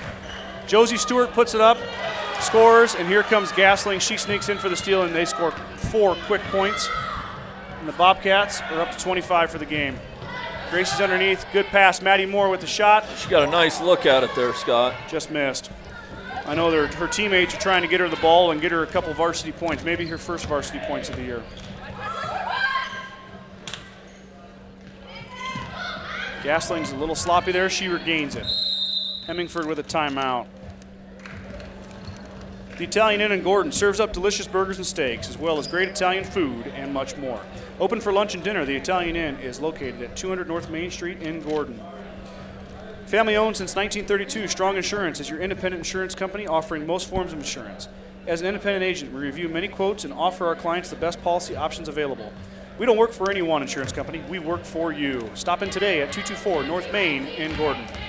Cheer on the Mustangs this season with a smile that looks good and feels great by taking a trip to see Dr. Robert Ferguson and his exceptional staff. at Gordon Dental for a pain-free, patient-oriented dental experience. Certified public accounting firm of Gardner, Lautzenheiser, and Ryan PC wish good luck to the Mustangs. Visit with CPA Sarah Rickgarn or Mike Coombs or any of the professional staff at 216 South Main in Gordon, or call 282-0842 for all your tax, payroll, and accounting needs. Go Mustangs. First National Bank of Gordon is an independently owned bank celebrating over 125 years of service and commitment to our community. We proudly support our area youth and the Gordon-Rushville Mustangs. Whew. I got a couple more, Mike, but we're working through all these great sponsors. I was telling you when we were talking about this a couple weeks ago that I went out and was able to meet a lot of people, shake a lot of hands, and I was overwhelmed by the sport. I started getting worried about fitting all these great sponsors into a basketball broadcast. Yeah, and I right know off the bat here, Maddie Moore with the steal, and she carried it. Yeah, and I know you were worried about getting them all in, Scott, but what a great show of support by the communities of Gordon and Rushville. You talk about having a good problem, having this many businesses step up and support these girls and these boys and student athletes. It's an amazing thing. Only thing you can expect here in small town Nebraska, that's for sure. Hemingford will take over here, working their offense. That's Kyla Walker. She lost it there. And Rhiann Ferguson stole it and got fouled. Yeah, the businesses in the community of Gordon just never cease to amaze me. Always more than happy to support student athletes and support the young people. It's a great thing, Scott. And a big thanks to the Sheridan County Journal-Star for providing this. And, yeah, of course. And hiring us two goofballs to have a lot of fun and bring these broadcasts to everybody. I know I'm going to enjoy it. I've been looking forward to it for a long time. Ferguson with the first one is good.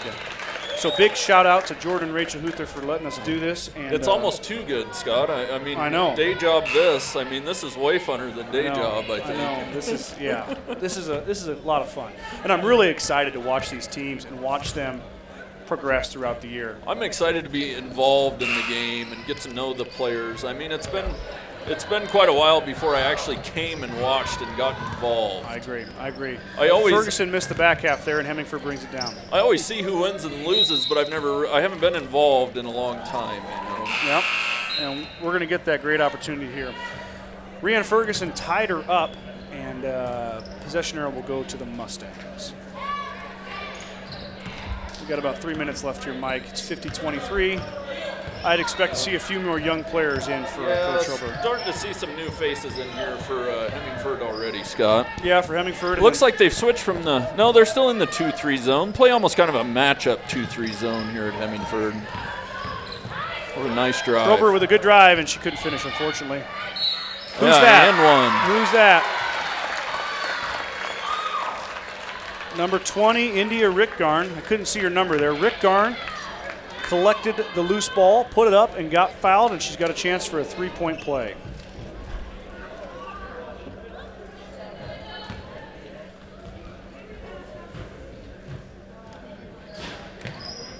And she'll miss that. Into the corner for Hemingford, and they'll go ahead and back the press off, and here come the Bobcats. And we got a big collision there and a block on Beth Bragg. That'll send number 44, Caitlin Varner, to the line for the Bobcats. Yeah, hopefully, Scott, when we get a little better, I should say, maybe we'll be able to work some replays and stuff in. We could really pick up and analyze a few more plays. I agree. Like that one just there, I missed everything that happened, so to say. You got to pay attention, Mike. Oh, you missed it on the camera. Well, I was running the camera, and I didn't even see anything that happened. Yeah, we do have the ability for replay, so we will work that in here as the season goes on. We're still kind of green and fresh, especially me on this computer and this technology. I'm gonna make sure I practice, and before you know it, we're gonna be wowing the viewers of our YouTube live stream. Both free throws missed by Varner, and Gordon-Rushville will bring it up with Hurlburt at the helm. Pass it off. There's Garrett again. Garrett could not finish. Another good look from Hurlburt. She kind of runs that offense when she's in there. Hemingford brings it back down. They're going to set up here. Varner with the shot, the lefty, off the back iron. No good. Just missed. What a strong rebound there. That's Turek, the freshman. She'll take it up and in after the rebound. And Hurlburt kind of gets trapped. She gets loose. She's backing out of the lane, finds a little alley, a little strong. Gets her on board, though, Mike. Yeah, good hustle play there by Holbert again. There's Garrett inside. Just missed. Gets her own board. Boy, Garrett and just battles in the post, Scott. Boy, she's earning it too, isn't she? Just battles. What a fun player to watch.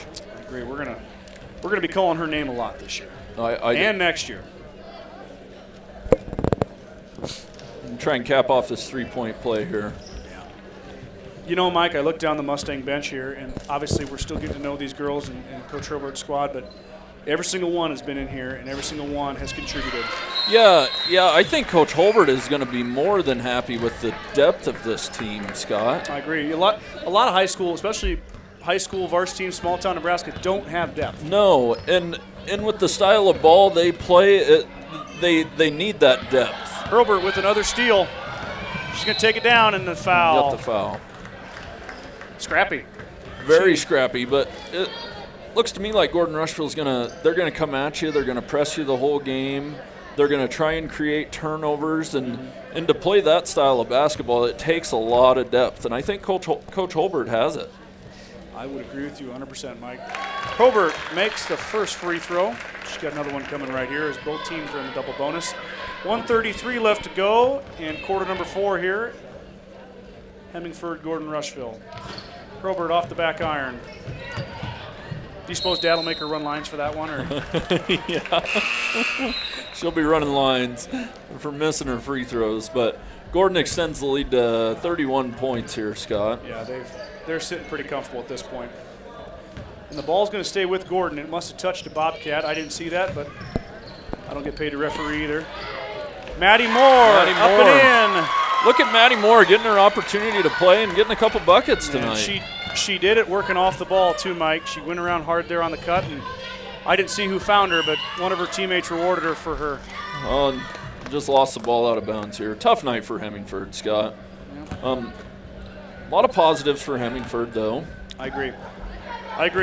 Coach Morava's got a young squad. They really need to make sure they just get their experience and play hard, and they're doing that. So nothing but good things to say about his squad.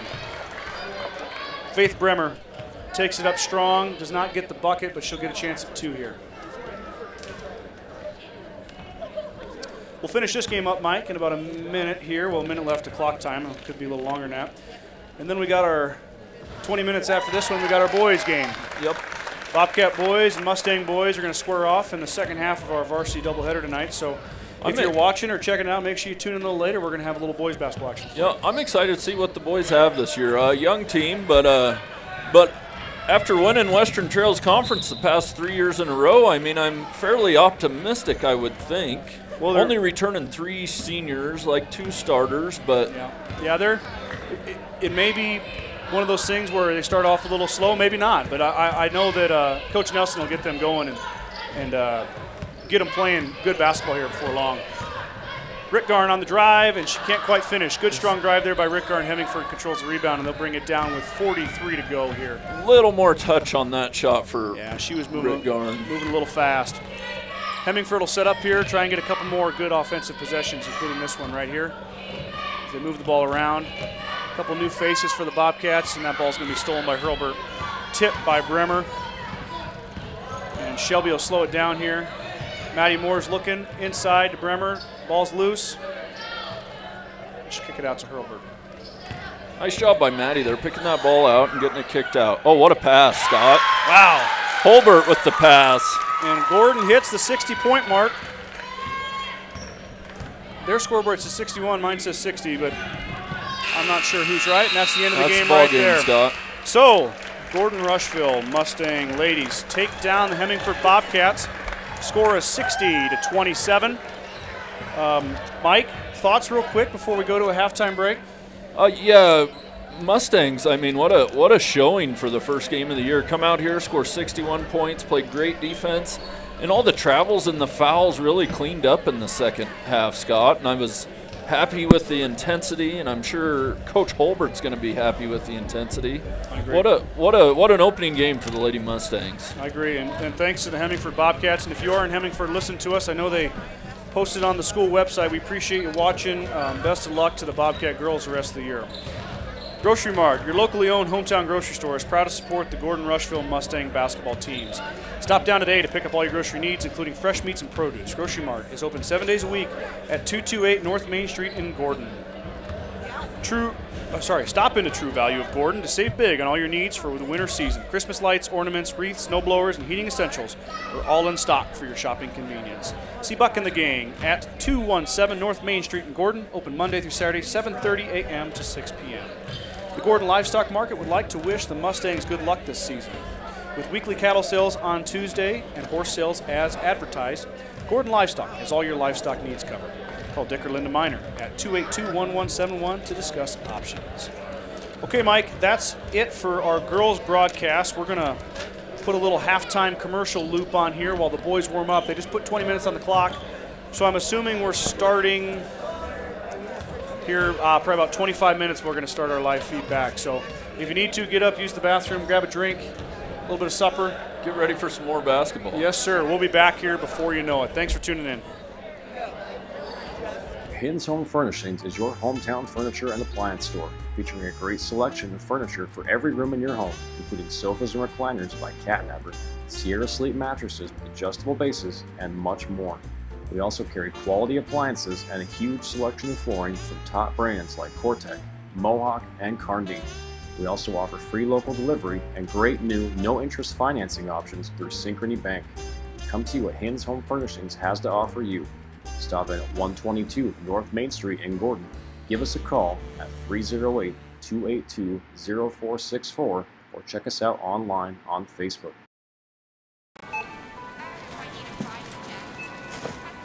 When you go to a doctor or hospital, your insurance company pays for this much. The rest is on you.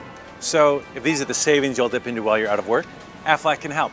Helps to cover the stuff that isn't covered by your regular insurance, so your bills won't be totally bananas. Oh, that's what Aflac is. Apply during your company's annual open enrollment. Stock up on benefits, you're set for the year. Farmers Co-op is a local cooperative that invests its earnings locally to improve services our patrons need to run successful operations. New and improved grain handling facilities, up-to-date agronomy application, and feed delivery equipment are components that help Farmers Co-op's owners, its patrons, operate successful farms. For more information, visit Farmers Co-op's website at www.farmcoop.com. Farmers Co-op. Knowledge, commitment, success. There is a new world out there, revealing itself in unpredictable ways. A world that demands more from the land and those who grow, farm, and build on it. This new world calls for the ingenuity to get more out of it, while preserving as much as we can. After all, to stay ahead of tomorrow, we need to be equipped for it today.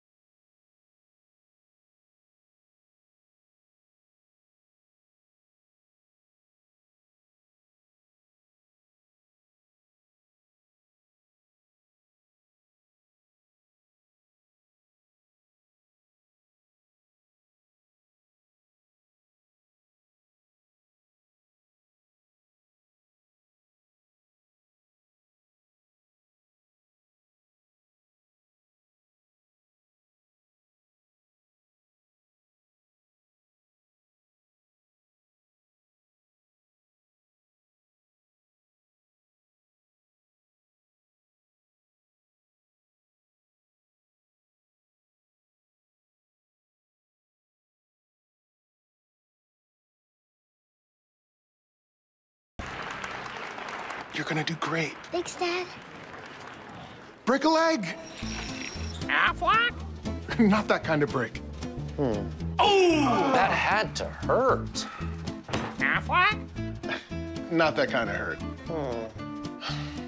Yeah, Aflac paid us cash in just one day to help with our car payments and mortgage. Aflac! Perfect timing! See how Aflac helps cover everyday expenses at aflac.com. With the dawn of every new day come countless new demands. At New Holland, we know the value of reliable planting. That's why our P-Series air carts and drills give you precise control over your seeding, increasing accuracy and yield. When it comes time to harvest, the CR Series Combine offers superior quality, minimal grain loss, and increased visibility. Challenges will vary from day to day, but your answers to them won't. New Holland, equipped for a new world.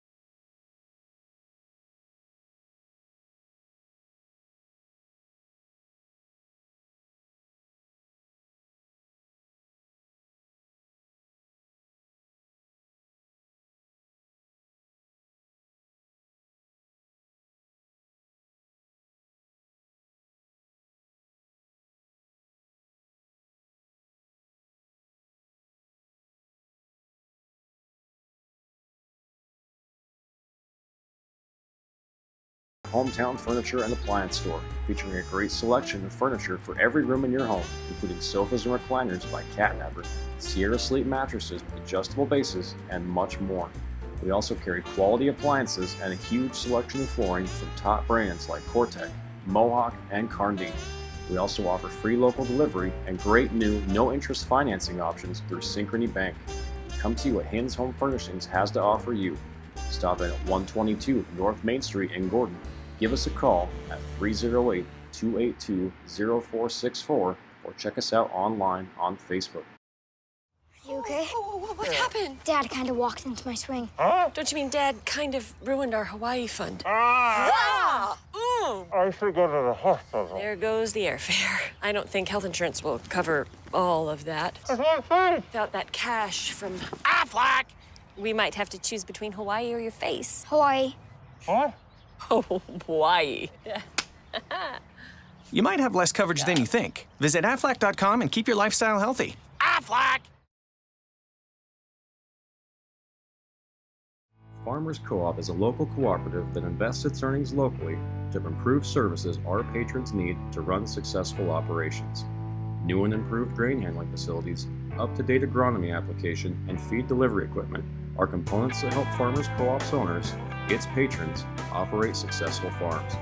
For more information, visit Farmers Co-op's website at www.farmcoop.com. Farmers Co-op. Knowledge, commitment, success.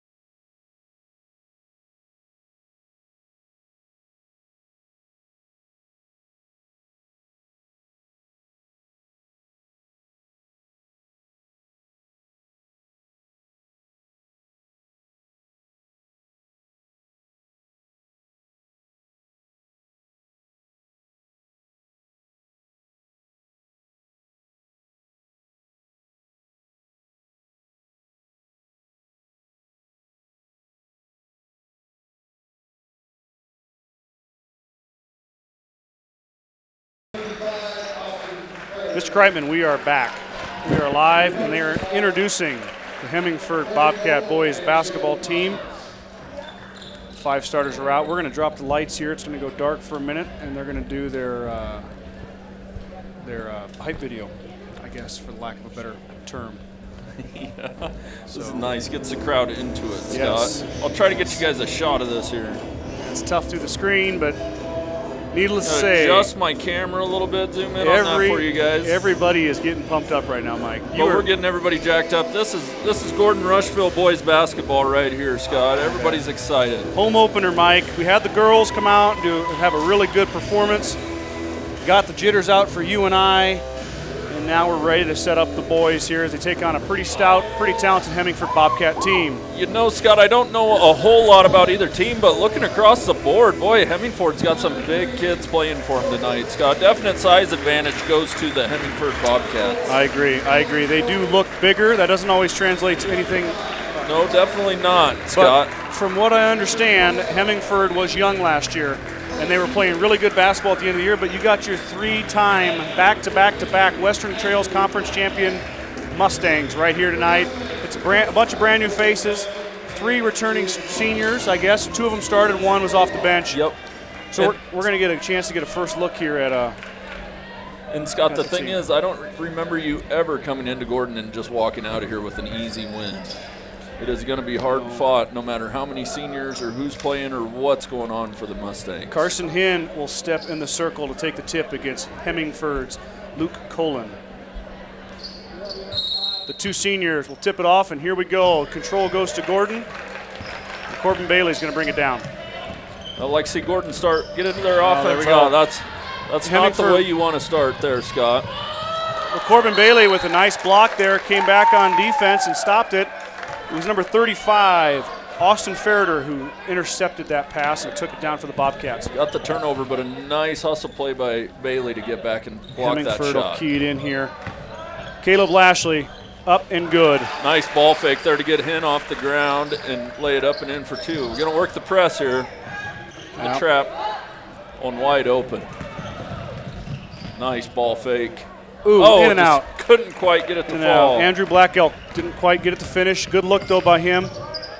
We better get on that guy, Mike. He can shoot. Ferreter battling underneath, but there's Carson Hinn with the board up to Schwarting. Foul. Schwarting. I'd like to see Schwarting take that a little higher off the backboard there, Scott. He could have went in for the 3-point play. Schwarting got cut off there by the Bobcat. Didn't quite get to the rim, and they're going to call it on the floor. So definitely fast pace right off the bat. Hemingford's going to run a press here, Mike, and they're going to run a press and trap and try and get the Mustangs out of sync here. Yeah, we haven't quite seen what the Mustangs are going to do, if they're going to bring out the full court or not, Scott. Good ball movement. Hinn in the corner for 3. He's long. Great ball movement. Black Elk was underneath. Elk had the position there. Ooh, fight for the ball. Brian Turek comes out with it. Number 12, Aaron Ferreter with the 3. He's long. Hemingford controls, and he's on the line. Coming back the other way, Mustang ball. Yeah, a few jitters here on the shot, Scott. I look for more of them to fall as the game goes on. First game here, working some jitters out. Good pass. Black Elk up. Can't quite get it to fall. He's had 2 good looks so far. He's all around the rim. Look for him to keep going there. Nice Great steal by Schwarting. Knocked it out of bounds there. Schwarting with a great steal. Brought it down, and Gordon will, wow. Yeah, the Hemingford's going to rotate 5 guys in, Scott. That's something you don't see very often. No. What are we, a minute 18 in? Hinn with another shot for 3, gets another crack at it. That one was closer, Scott. A little long, but getting closer. He must like it from the corner there, Scott. Look for some of those 3s to fall. Here comes the Bobcats setting up their offense. Yeah, Gordon comes out in a 2-3 zone here. Good hands there. About got the ball away. Lashley kicks it out.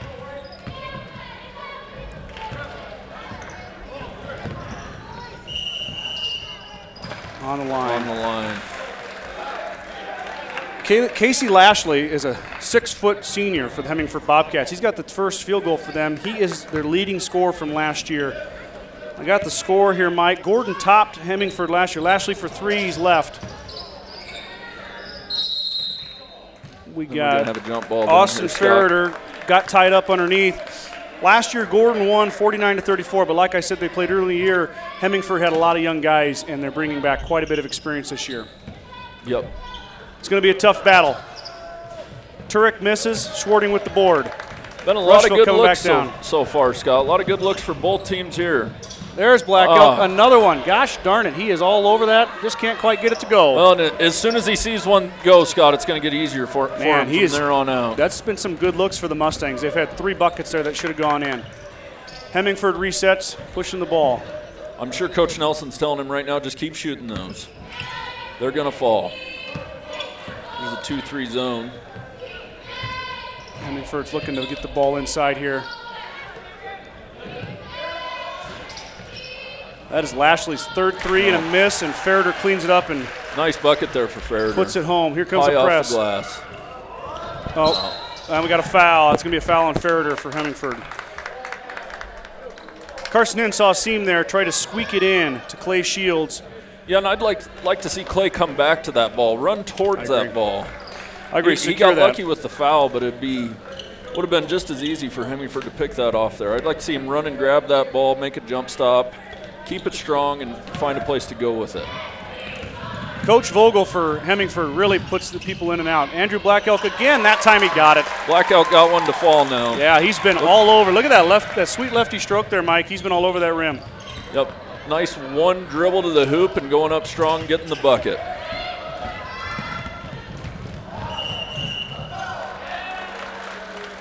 Looks like we're going to have Carson Hinn walking the tightrope there. Wasn't able to keep his feet in bounds. Looked like a foul there, Mike, but yeah, he just couldn't let him play. He was walking the tightrope there, Scott. Couldn't quite stay in bounds. 4-2, Bobcats over Mustangs right now. Early in the first, we got 4:50 left here in the first quarter. Hemingford working around. Austin Ferreter with the shot. Got a foul inside on Gordon. Here's this 2-3 zone coming from Gordon. They haven't allowed any easy shots yet, Scott. Hemingford's had to work for every bucket they've gotten so far. But Gordon's going to have to work on the boards with Kenny Whalen and Austin Ferreter underneath 6'3", 6'4", respectively. They are going to make it tough for Gordon to get those boards. Definitely undersized. Carson in with good hands. Into the hands of Clay Shields to Schwarting, and they're running up the court here. Let's see if they can break the press. Schwarting all the way to the rack, takes it in, rolls it off. Clay Shields with a great board and a miss. Coast to coast, 5 misses underneath the hoop tonight, Mike, already. Gordon is all around it. They've had their opportunities. I can hear Coach Nelson, guys. We got to make our bunnies. We got to make our bunnies. Got to get the easy ones to go, fellas. Hemingford on the offensive attack here. That's 2 boards in a row. Boy, I'd like to see the Mustang boys box somebody out here. Find 3 a guy boards and get some position on Alex Plog, the junior, 5'11 junior, cleans it up and puts a bucket in for the Bobcats. Schwarting holds on here on the press. Black Elk from the baseline. Got it.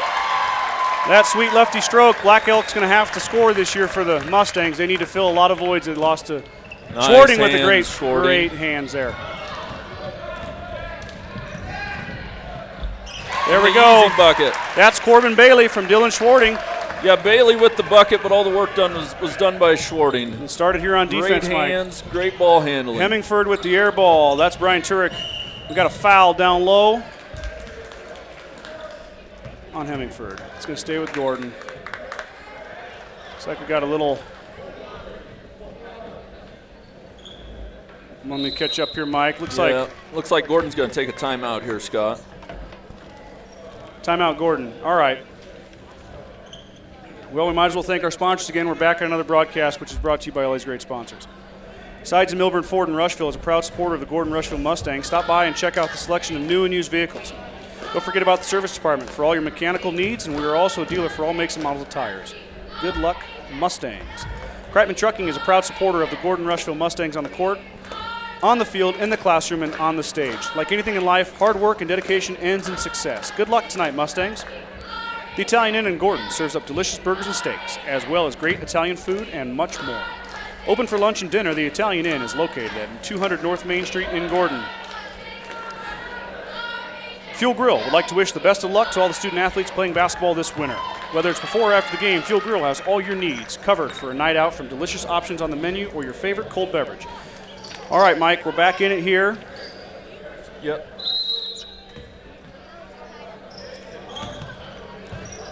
Gordon's going to try and break the press here. Up to Schwarting. Schwarting's looking, they're going to set their offense. Out to Carson Hinn. Carson Hinn in the corner. Black Elk got blocked.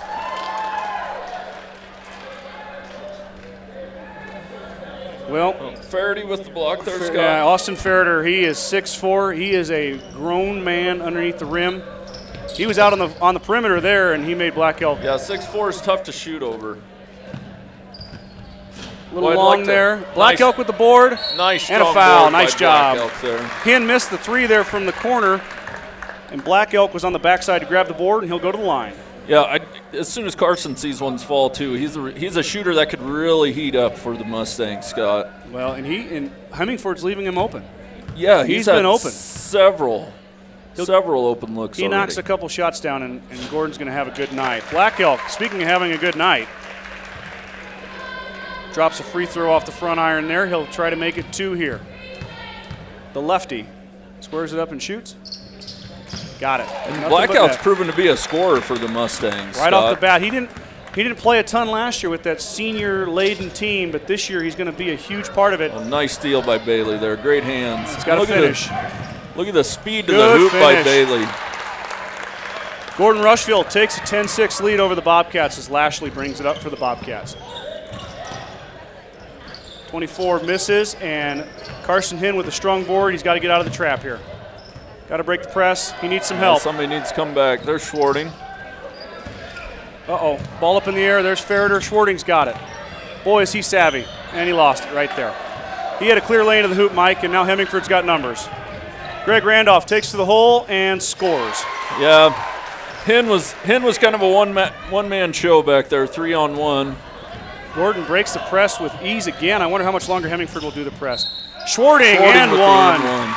What a sweet, smooth play by Dylan Schwarting right there for the Mustangs. What great ball handling. Then just a little kiss off the glass to get the bucket, Scott.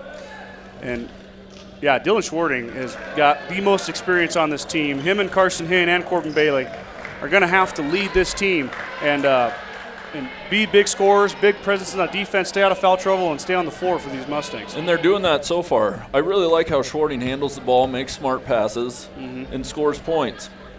See if we can get the one here. He's a little long. Here comes Hemingford. Shot in the corner by Alex Plog is short. Board to Aaron Ferreter. He's wide there, and ball's controlled by Corbin Bailey. That's a foul there. Here we go. Corbin Bailey fighting hard underneath there. Controls the rebound and gets bumped. Hemingford has 6 fouls, Mike. 6 fouls already. And Gordon's been clean with 1. I'd really like to see the Mustang boys, when the shot goes up, to find somebody and put a body on them. You can't allow them second chance shots. I agree. It's especially with a team that's bigger than you. You really got to make sure you work hard before the ball gets up. Here comes Schwarting. Nice athletic play by Schwarting there. Oh, and he got the charge. I don't know, Scott. Looked to me like Schwarting kind of got around him enough to not.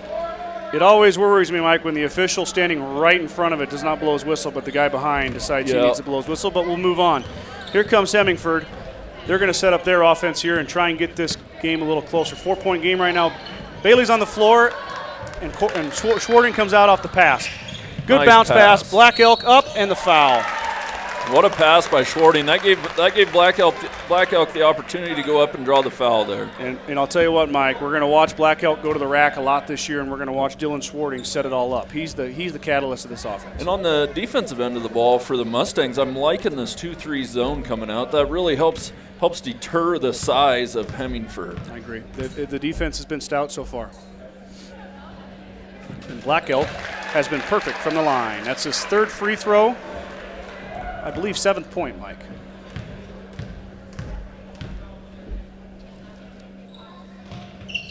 Got them both. That's the way to knock down your free throws right there, Scott. Gordon's going to have to do that. They're going to have to make sure they focus on free throw shooting. 20 in the corner.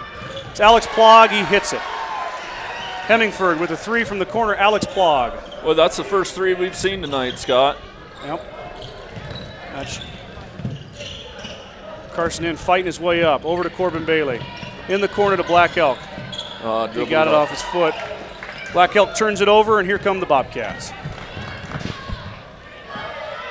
Aaron Ferreter from way downtown got it. He's heating up, Scott. We're going to have to put a body on him. He was almost in NBA range there, Mike. He was way out there. Got to close out, get a hand in his face. Don't let him get an open look at that. Here comes Schwarting back down the court. Out to Bailey. Bailey's going to look to drive. Inside to Black Elk. Sneaks through. Not a bad look there, Mike. Just couldn't complete it. No, nice pass by Bailey. Black Elk just wasn't quite ready for that ball, Scott. Boy, Mike, I'll be honest with you. I feel like we're watching a hockey game here. We just had another line change by the Bobcats. That's amazing. They have some depth, and that's going to be a big asset for them. Here come the Bobcats down the court. Gets it up quick. Short. Corbin Bailey comes down with the board up to Schwarting. He's going to handle the ball here and set up the offense. Cross-court pass. Carson Hinn up, a little long, tipped out. Bailey with the rebound there on the tip. He'll set it up now. Out to Schwarting. Schwarting for three. Got it. Big bucket by Dylan Schwarting, showing off the range, and that's going to really stretch the Bobcat defense if he hits some threes. Bobcats are coming back right here. Working it around. The 2-3 zone working. Lashley out in the corner. Ferreter from way downtown. He's long on an air ball. Well, I'd like to see somebody get a body on 24, They need to get that rebound. And at the end of the quarter there, Greg Randolph with the miss. We're going to go to the second quarter, Mike. Boy, what a quick first quarter, Scott. Boy, and some points. We're not very good announcers because I didn't even see the clock winding down. It's been so action-packed. Well, let's take a break here, and as we get ready to start the second quarter, and thank a few of these sponsors, Mike. Family owned since 1932, Strong Insurance is your independent insurance company offering most forms of insurance. As an independent agent, we review many quotes and offer our clients the best policy options available. We don't work for any one insurance company, we work for you. Stop in today at 224 North Main Street in Gordon. Grocery Mart, your locally owned hometown grocery store, is proud to support the Gordon-Rushville Mustang basketball teams. Stop down today to pick up all your grocery needs, including fresh meats and produce. Grocery Mart is open 7 days a week at 228 North Main Street in Gordon. The First National Bank of Gordon is an independently owned bank. I lost my page here. My apologies. The First National Bank of Gordon is an independently owned bank celebrating over 125 years of service and commitment to our community. We proudly support our area youth and the Gordon-Rushville Mustangs. Boy, Mike, with the support we talked about in the first game from our sponsors and how fast this game's going, we might be here till midnight going over these sponsors because we're not going to have a break. And we got to get them all red. Oh, boy, we got to support those sponsors that are supporting these student athletes and our broadcast. All right, here we go. Second quarter play. Mustangs up 17-14 on the Hemingford Bobcats. Ball's tipped and stolen by Kenny Weiland. Dylan Schwarting comes back, tips it, ball's in the ground. We got bodies all over. Hemingford controls. Out to number 30 there. That is Ethan Specht. I think his toe was on the line from up here, Scott. Was that a 2? They called it a 3. Oh, boy. Black Elk again. And a foul. And a foul. Nice job breaking them. You break a press with passes, Scott, not dribbles. I agree. And when you're dribbling around, that just gives the defense an opportunity to steal the ball from you. Quick passes down the court. That's how you break a press, just like they did. Coach Nelson's got it going for them right now. His Mustangs are really breaking that press well. Black Elk is already shooting. Was he? Oh, they must have called a shooting foul there. I thought maybe he was on the floor. I thought maybe it was the bonus. But we are in the bonus. Scott. But it'd be a 1-on-1. But Black Elk is shooting 2 on the shooting foul. Made the first. Here comes the second. Good. Put a little backspin on that, Mike, with the pitching wedge and held it up there, and in it goes. Here come the Bobcats again.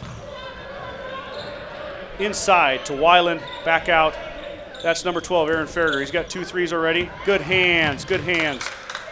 Ooh, foul got again there. Hemingford working it, working it. Oh, good hands by Corbin Bailey. There he is again. Well, they're all over. Schwarting, savvy, up and in. Dish. No look dish there, Scott. That was a great play by Bailey. I wish we had replay tonight, Mike. We'd be firing it up. Here come the Bobcats again. Cross-court pass, trying to get their offense set up. He made it there earlier. A little long that time. Off the wire. The wire. It's going to be out of bounds. Aaron Ferreter is not afraid to let it fly.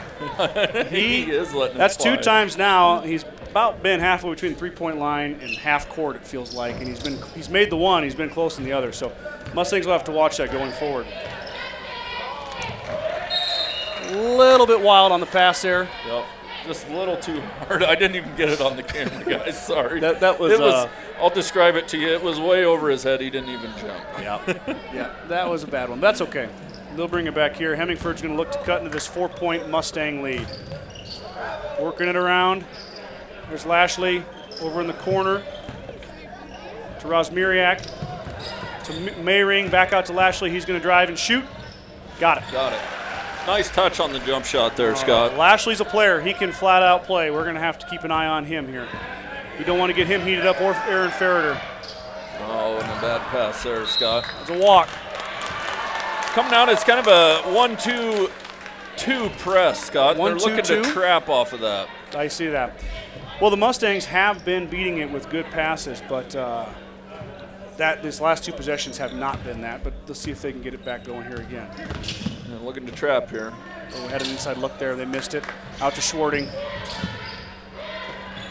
Here goes Hinn, looking to drive. Baseline to Black Elk, and he lost it. Just couldn't quite handle it, Scott. Darn it. Pass was a little low, and Black Elk just couldn't quite corral it. So, Bobcats will take over. 6:07 left, second quarter.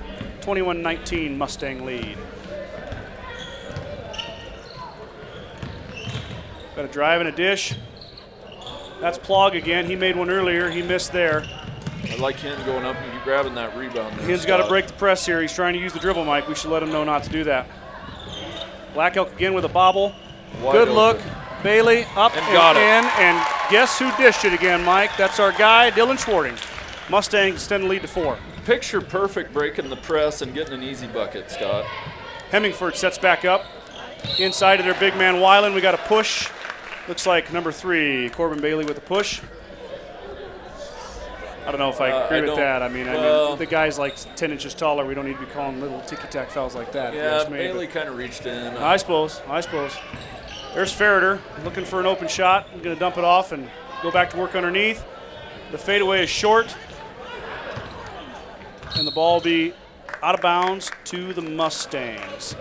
We had 5. Yeah, tough shot there by Ferreter. You never want to fall away from the basket. I mean, it looks cool in the NBA, but in high school basketball, you always want to go into the guy. We're a long way away from the NBA, Michael. That's Ethan Specht again. That's his second 3. Ethan is heating up. Here's Dalen. Good hands again. Dylan, and one. Dylan Schwarting, he is keeping the Mustangs afloat right now in this back and forth game. Takes it to the rack. He's just so smooth. Everything's smooth, and he goes up like a wide receiver to grab them balls, Scott. I agree. He does a nice job. Once again here, we got another hockey line change. I'm impressed. I probably should stop bringing that up because I brought it up 3 times already, but it impresses me every time that Hemingford's got impressive depth. Fatigue for the Mustangs. So Hemingford's just keeping everybody fresh coming in, rotating 5 guys at a time. Schwarting knocks it down. But Mustang on the other lead is hand, 4. for Hemingford, it's really hard for anybody to find a rhythm on offense. I agree. You got a couple guys make 3s there, and now they're out. But he's got it. Coach Vogel's got his own system. There's another one off the wire. Luke Colin, the 6'1" senior, misses, and it goes off the wire. That's 2 off the wire in a row here. Hemingford will set up the trap. Bailey to Hinn. Hinn's looking. And off Hemingford there. That is Zach Rosmiriak. Yeah. He knocks it out. Scott, I'd like to see Hinn maybe make a ball fake there before he throws that pass. Here's Black Elk. Nicely done. From Clay Shields to Andrew Black Elk. 2 more for Black Elk. He's leading all scorers right now for the Mustangs. Lashley got it up top. That's down to Mayring. Back out to Lashley. Hemingford's looking to work it in here. Shot coming off the backboard. Way hard. We got a foul. Foul against Gordon here, Mike. Bumping in there with Austin Ferreter from Hemingford. I don't know who it's on. Our scoreboard guy will give us an update here, but that's still only the 3rd foul for the Mustangs. Mustangs have played very clean here to start the game, Scott. They have, and it showed. I mean, they got a 6-point lead to show for it, but I'll tell you what. And there could probably be 10 more points. They've missed some easy buckets here early. Yes. Andrew Blackelt's not going to want to watch film because he's got 2 bunnies in there. Cheer on the Mustangs this season with a smile that looks good and feels great. Taking a trip to see Dr. Robert Ferguson and his exceptional staff at Gordon Dental for a pain-free, patient-oriented dental experience. The certified public accounting firm of Gardner, Loudson, Heiser, and Ryan PC wish good luck to the Mustangs. Visit with CPA Sarah Rick Garner, Mike Coombs, or any of the other professional staff at 216 South Main Street in Gordon, or call 282-0842 for all your tax, payroll, and accounting needs. Go Mustangs. Stop into True Value of Gordon to save big on all your needs for the winter season. Christmas lights, ornaments, wreaths, snow blowers, and heating essentials are all in stock for your shopping convenience. See Buck and the gang at 217 North Main Street in Gordon, open Monday through Saturday, 7:30 a.m. to 6 p.m. You know, Mike, I read that True Value read there, their advertising read for Buck, and winter season. Winter season. Oh, and boy. It's coming tonight, too. They already canceled the games in Ainsworth tomorrow They're because not of the play weather. Tomorrow. Next time we'll be in action, we'll be in this gym against Crawford next Tuesday. So even more of a reason for Gordon to push hard and win tonight because we don't got a game tomorrow against Ainsworth. Dylan Schwarting knocks it away from Aaron Ferreter. He's going to take it to the rack, just like we always see, and he dumps it up. And he goes coast to coast with a strong layup to get the bucket. Man's a machine right now. They're going to have to find a way to stop him. Hemingford sets up, trying to push through that 2-3 zone. Baseline, feeds it into Weiland. Blocked. With the block. That is Charles Hollowhorn with a big block. Got the crowd excited here. Ball goes out of bounds, and Gordon will take it out from midcourt. And great defense from the Mustangs on that side. Well, how about Hemingford's trying to work it inside, but there's just nothing there. Well, Charles Hollowhorn comes off the bench, and he makes a big block there. That's going to be huge if he can stay in the middle and give the Mustangs some good minutes. And Carson Hinn with the runner. You bet.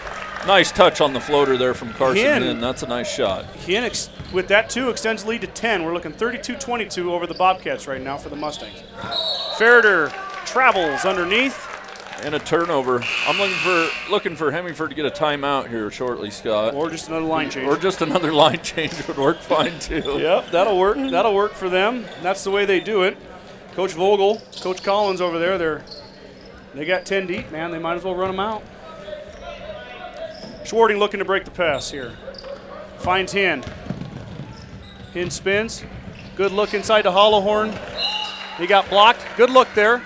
Charles will figure that out and make an adjustment and take it stronger to the hoop next time. Good look, though. Nice block by Lashley, though, to go up and get all ball. With authority. They must practice blocking in Hemingford. I'll tell you what. Yeah, the girls and boys. Yeah, they've done a nice job on defense when they've been underneath the rim. Here comes Schwarting. Kicks out. Carson Hinn. Up, another runner. Little strong. A little strong there. Not a bad look. Just got to set his feet a little bit. Here comes Hemingford back the other way. Baseline. That's Colin. Colin with an impressive take there. Everybody's in defensive position there, but Colin had the nice take there to kind of sidestep the defender and lay it up and in. Okay, here comes the Mustangs. That's not what we're looking for there. Lashley. Tough cross-court Lashley pass. open for three, hits it. He got it. Boy, that stings right off the bat there, Mike. You lose the turnover, and then Lashley hits the three. Yeah, Hemingford's not just going to go away here, Scott. No, they're ready to go. Schwarting breaks it to Black Elk. No, nice pass. Nice pass. Good hustle by Hemingford there. That is Zach Rosmiriak with a nice recovery there to knock that ball out of bounds and let Hemingford set up here. Black Elk had the right idea there, just a quarter second late on the pass. Yeah, he had Hollowhorn. He gets that pass to him. It's up and in. So the Mustangs will reset here. Hemingford with a little 5-0 spurt. Cut the lead to 32-27. 2:27 to go here in the second quarter. Coach Nelson's great at inbound plays here. Look for somebody to create. We got 5. That was a quick 5 seconds, I think, Scott. I might get my stopwatch out, Mr. Kreitman. I don't know about that one. But what the referee says is what is, so yeah, we don't turns it over. We don't have instant replay yet. We can't time it. I don't know if they're going to stop and come see our instant replay or not. We can show the viewers at home. Let them decide for themselves. Hemingford loses it off the fingertips. That was Alex Plog. Tried to make a move a little quick there, off the fingertips, out of bounds. Gordon will take over. Gordon-Rushville Mustangs up by 5 right now. Yeah, Hemingford's on a little mini run here, Scott. I'd like to see the Mustangs get a bucket here. Well, they got the ball in the right man's hands with Dylan Schwarting there running the offense. Over to Carson Hinn. Trapped him. There's Charles off his shoe. Lost it. He had Black Elf wide open under the hoop. Black Elk. Black Elk wide open under the hoop. Good there. board by Hinn, and we got a reach there. Number 10, Brian Turek, gave Carson Hinn a hug, and that's illegal. We're going to blow the whistle for that one, and we're going to shoot too, Mike. I'd like to see Carson knock these down, kind of break this mini run Hemingford's got going here, maintain this lead. That's a good place to do it, is at the free throw line. So Hinn will shoot 2. Got a $1.50 left to go here in the second quarter before halftime. A little long there by Carson. Yeah, boy, Hinn's been a little strong tonight so far. Amped up. Yeah, amped up, Senior definitely. Year, opening night. Look at this crowd. You know what? We've got a really impressive crowd, not only here but online. A lot of people watching, supporting. In the Hemmingford crowd too, for the weather getting bad, boy, they showed out in numbers, Scott. I know. That's for sure. Hinn makes good with the second one. Pushes the lead to 6, and here come the Bobcats. Well, they're going to call that a block. Boy, that was a pretty indecisive call there, I thought, Scott. I'm still a little confused, but anyway, the call is a block on the Mustangs. That's going to send Aaron Ferreter to the line. The junior will get 2 shots. Looks like they got Carson Hinn for that, Mike. Ferreter good on the first.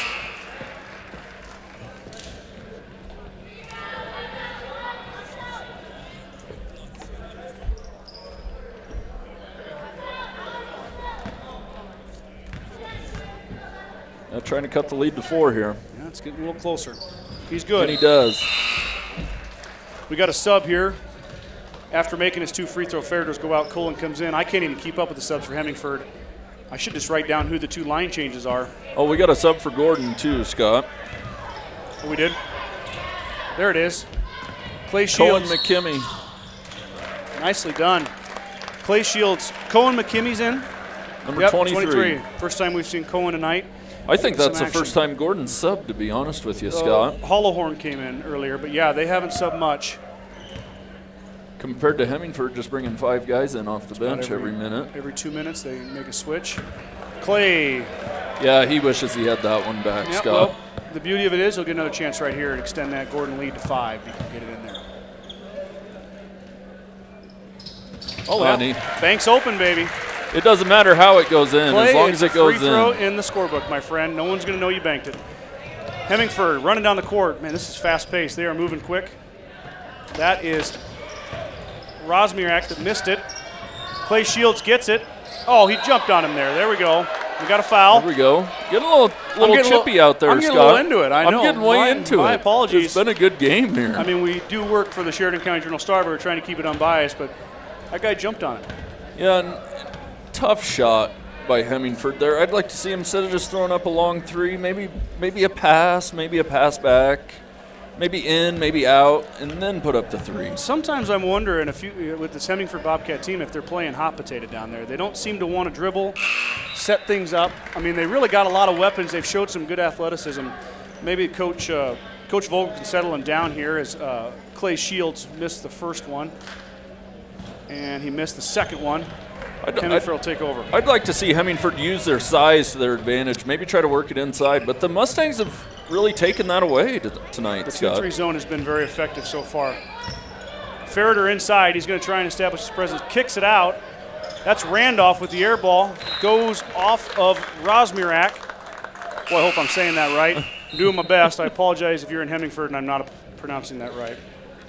For a guy who's had his name mispronounced for a long time, I apologize. Yeah, mine's always mispronounced too, Scott. So anyway, we'll start over here. Gordon-Rushville is going to try and break the press.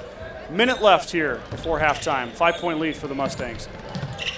Good play by him there to go get that ball. Corbin bails him out. Nice pass. Good pass. And there's Cohen. Cohen McKimmey with his first 2 points of the game. Bailey's an excellent distributor of the ball, There we go, Scott. and then the ball's in his hands again. Tough pass to Schwarting. Tried to do a little too much there. What a block. Carson Hinn with authority. There's Cohen again, a little short. Just a little bit short on the bunny. Long 3. Oh, my. Way downtown for Brian Turek. Here comes Gordon. Cohen's going to hold it up here. You better dribble. You might get stuck. Good play by Shields. Up and just a little strong. Hemingford's going to get one last shot. 4, 3, stolen away. One last shot, and he missed. Too strong. All right, Mike, after a little flurry there, we are at halftime. Mustangs lead the Bobcats 36-29. What a half, though, Scott. Yeah. We got a lot of scoring in that half. I know, a little different than the girls' first half. Yeah, a little different. We've had some pretty impressive offensive performances. And how many points have been left at the basket tonight? A ton. Mustangs? A ton. And it's been really run and gun, fast-paced basketball. I agree. All right, Mike. We're going to take care of a few of these sponsors while we wait for halftime to get over. Up on your screen there is one of our proud sponsors, Gordon Memorial Health Services. Is proud to be among the top critical access hospitals recognized as a best practice recipient in quality. One of only 6 Nebraska rural hospitals to earn this honor this year. Visit www.gordonmemorial.org to see upcoming specialty clinic schedules, events, and more.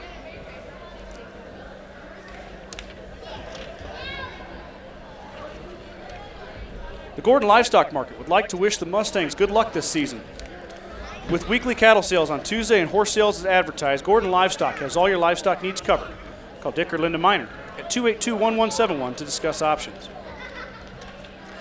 Kreitman Trucking is a proud supporter of the Gordon-Rushville Mustangs on the court, on the field, in the classroom, and on the stage.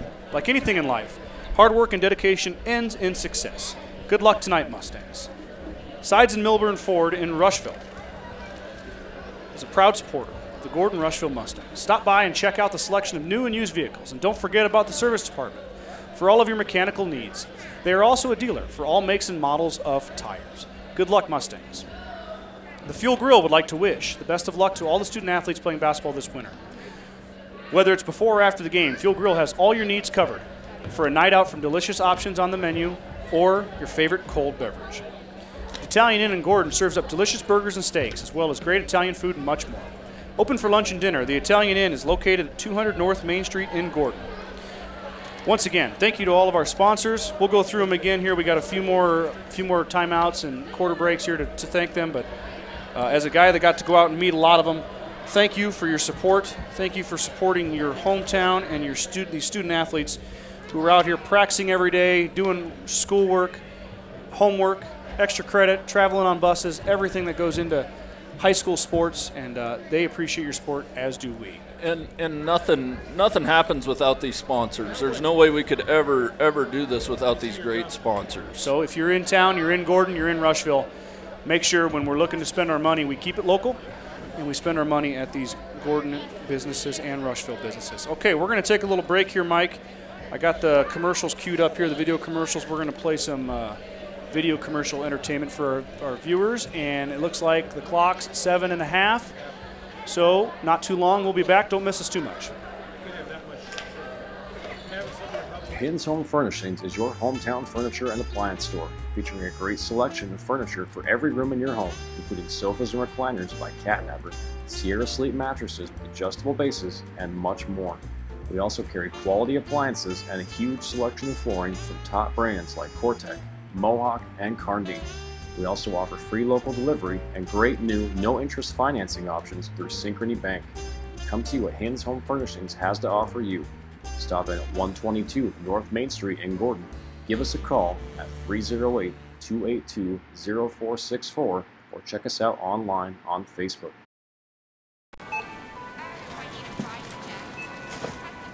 When you go to a doctor or hospital, your insurance company pays for this much. The rest is on you. So if these are the savings you'll dip into while you're out of work, Aflac can help.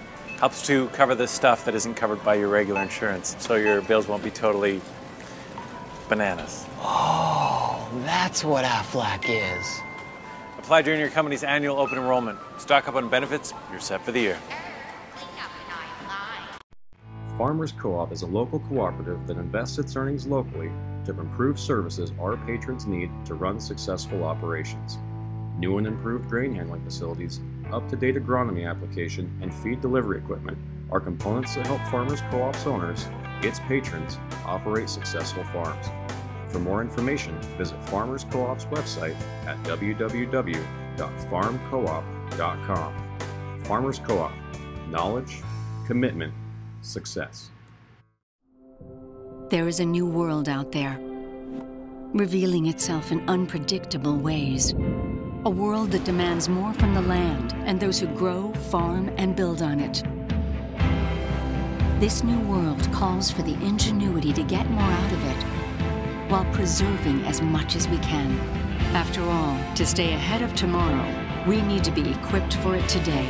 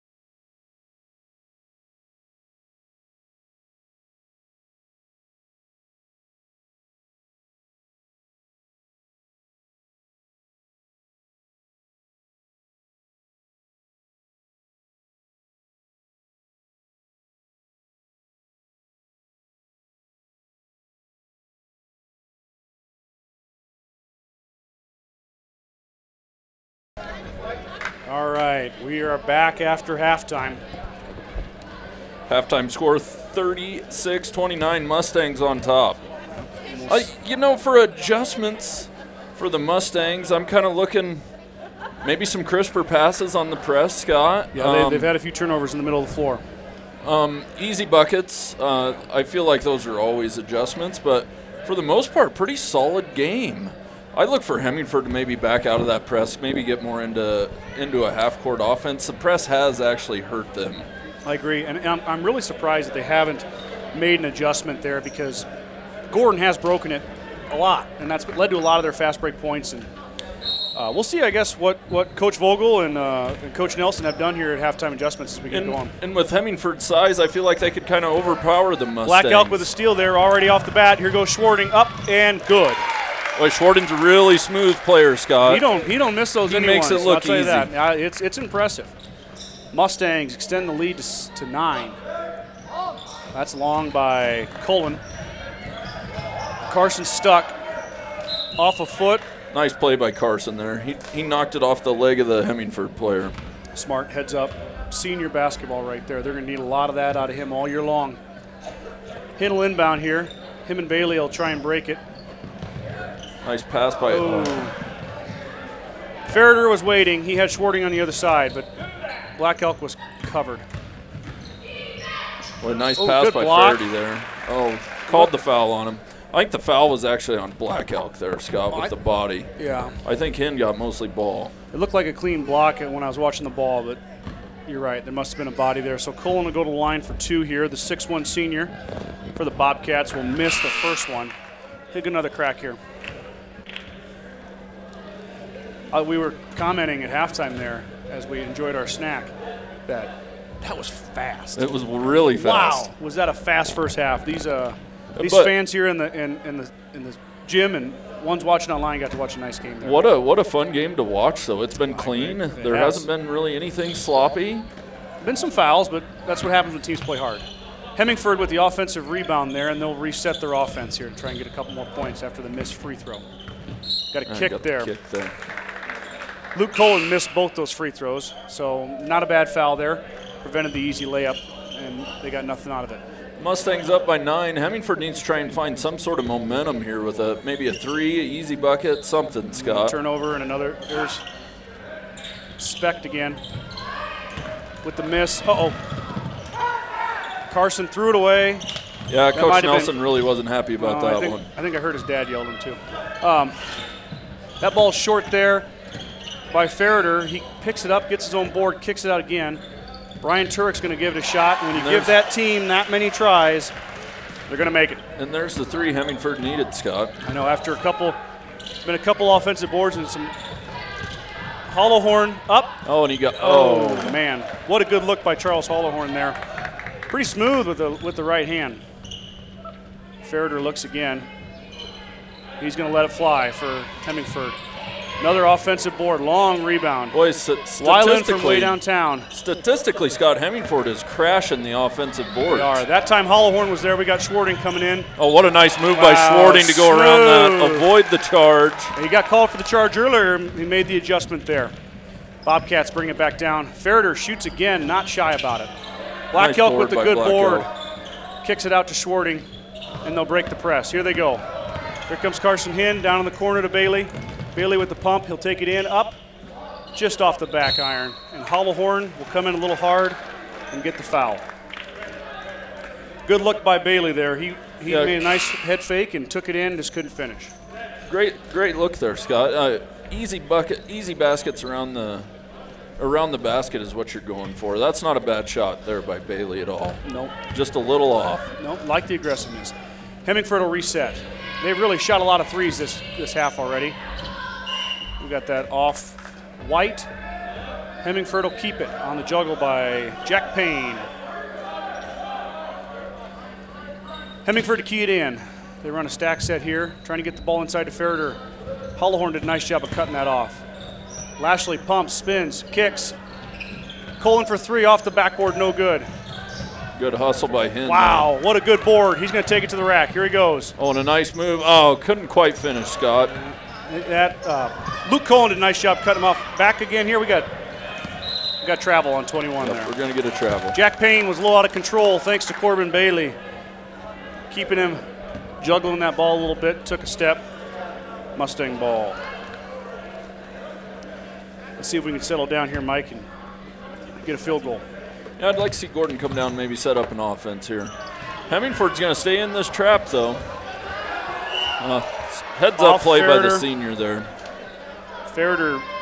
Austin Ferreter, he sure can plug a hole quick. He's a big boy.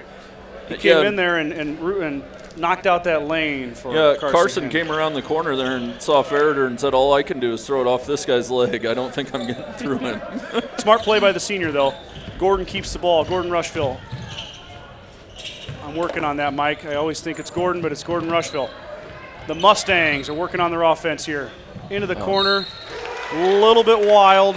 Uncharacteristic pass to Schwarting there. Yeah. He wishes he had that one back. Yeah, that only happens every so often. That won't happen again tonight as it goes off Bailey's hand and the Bobcats reset. Brian Turek brings it down. Sets up the offense. There's Ferreter. Into the corner.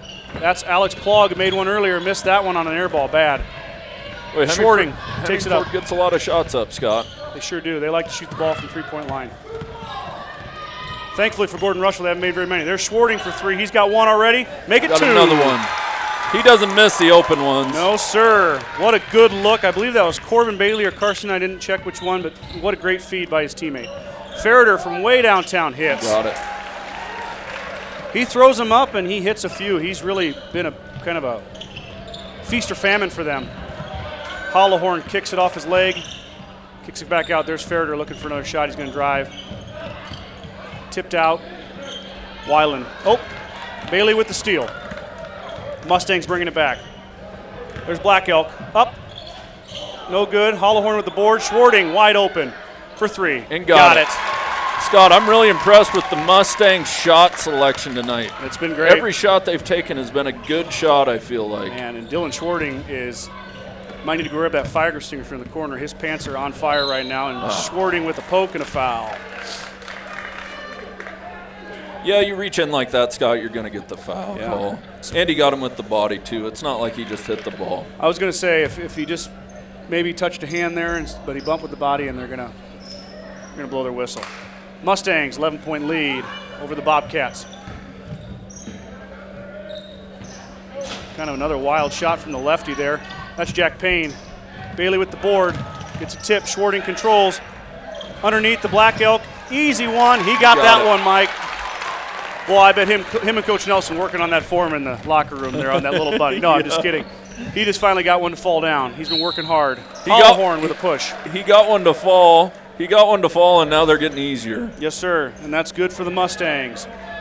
Hollowhorn bumps underneath there. I'm not sure who he bumped, if it was Ferreter or Mayring, Jace Mayring, but foul on the Gordon-Rushville Mustangs, and we're going to key it in here. Kicks it out. That's Cullen. He's going to kick out again here. We've got to juggle. Cullen on the baseline. Missed, short. Had it wide open. Yeah, I got to have them. Here Scott. Comes Bailey. I'm seeing a lot of quick shots out of Hemingford. They're getting a little nervous. Then you put Schwarting in the corner. Attaboy, good. Good job by Dylan Schwarting. Had the look in the corner, did a little fumble, didn't panic. That senior experience there was able to recover and take it to the rack for a foul on the Bobcats. And just as smooth as Schwarting is, everything he does is so smooth, and he makes the game look easy. He does. He does. A lot like you and I when we play basketball. Yeah. No, that's a blatant lie. 10 years ago, Good Scott. look to Hollowhorn. Schwarting on the inbounds play. Coach Nelson strikes again there, Mike. Coach Nelson's a mastermind of back underneath to inbounds. Weiland. He juggled it, and he's out of bounds. Coach Nelson's a mastermind of inbounds plays under the hoop. He has so many good ones to pick from. Well, he dialed the right number there as Hollowhorn was wide open on the feed from Schwarting. Schwarting with a good catch there. Hollowhorn's going to take it. Black Elk, that a baby, nice job. Black Elk. Black Elk can't miss now after he saw the first one go down. And Hollowhorn did a great job handling the ball in the middle of the court and finding his teammate. There's Ferreter again. This time he's short. We got a foul underneath. We're going this way. Foul on Kenny Weiland of the Bobcats. Mustang basketball. Well, the Mustangs are gaining a big lead here in the third quarter, Scott. This is exactly how they wanted to come out to start the second half. It's been impressive. It's been impressive. Let's see if they can keep it up here, breaking the press. Hollowhorn in the middle, loses it. Bailey up to Schwarting. Schwarting's got it. He'll slow down. He'll get trapped. Gets it out. Hin. Schwarting with a step back. And number 4 from downtown. Schwarting's feeling it tonight, Woo, Scott. Boy. He's just throwing it up at the hoop, and it's going in. That's what we need. That's what the Mustangs need. They need their seniors to step up. Hollowhorn in there tipping it. Here goes Schwarting. Up and in. Dylan Schwarting, 2 more. Mustangs extend their lead to 22, Mike.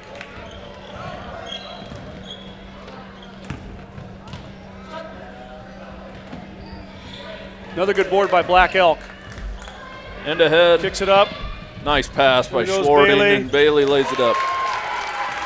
Boy, you would think that Coach Vogel's going to need a timeout. Yeah, he's going to need a timeout here. Gordon-Rushville has absolutely turned the tables in the third quarter, Mike. Yeah, they're running away with this at the moment, Scott. 24-point lead with 1:30 to go in the third period. And you know who's the most excited about it, Mike? Our sponsors. Grocery Mart, your locally owned hometown grocery store, is proud to support the Gordon-Rushville Mustang basketball teams. Stop down today to pick up all your grocery needs, including fresh meats and produce. Grocery Mart is open 7 days a week at 228 North Main in Gordon. First National Bank of Gordon is an independently owned bank celebrating over 125 years of service and commitment to our community. We proudly support our area youth and the Gordon-Rushville Mustangs. All right, Mike, let's key it up. We got $1:30 left here in the third quarter. It's going to be Hemmingford basketball. Let's see if the Gordon-Rushville Mustangs can get a big stop here.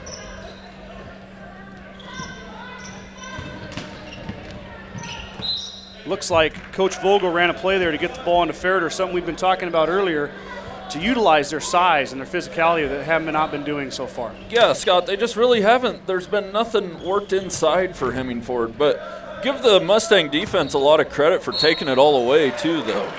Ferreter takes it up strong, and Hollowhorn got him from behind. Ferreter, I should say, I apologize, Aaron Ferreter, Austin Ferreter. There's 2 Ferreters. There's 2 Ferreters. I know, I knew that. I looked at it earlier, but Austin Ferreter will go to the line for 2 here, the 6'4" senior. His brother is a 6-foot junior. Both very, very good basketball players for Hemmingford. Austin Ferreter with the full beard. I'll tell you what, when I was 18, I was not growing a beard like that. Yeah. He's an intimidating figure underneath there, and I'll tell you what, Charles Hollowhorn, who did not play a lot last year, is only a sophomore, has really stood his ground and really done a nice job inside. And Ferreter's a big kid compared to Hollowhorn, but I know.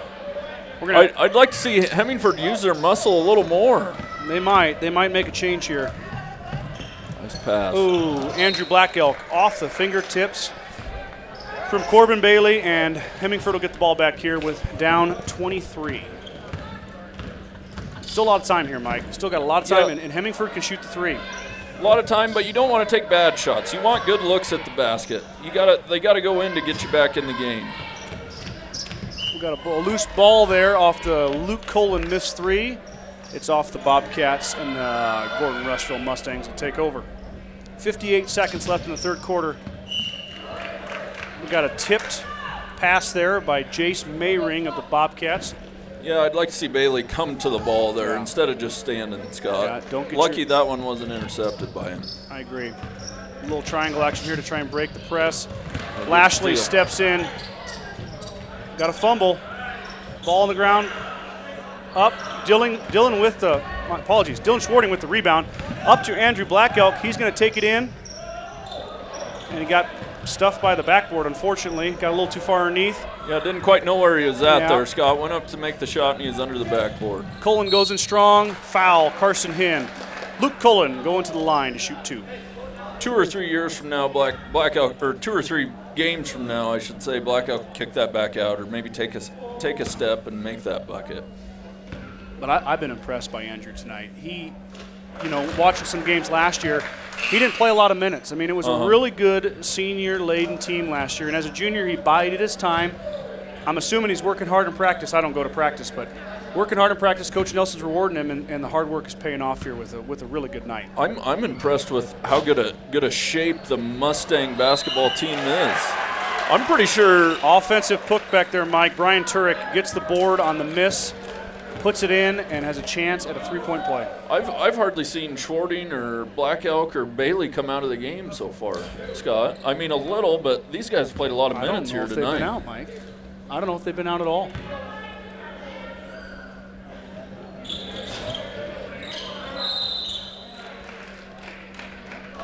Lane violation, Andrew Black Elk. Yeah, I saw him. He got a little excited there. He was trying to cheat just a little bit. He doesn't want to see another offensive rebound by the Bobcats, another putback, so he's trying to get in there. Doesn't hurt the Mustangs, but another board here. Kenny Weiland misses. Black Elk with the board. We got 28 seconds, and Corbin Bailey's free. Nobody's out there, and he puts it up and in.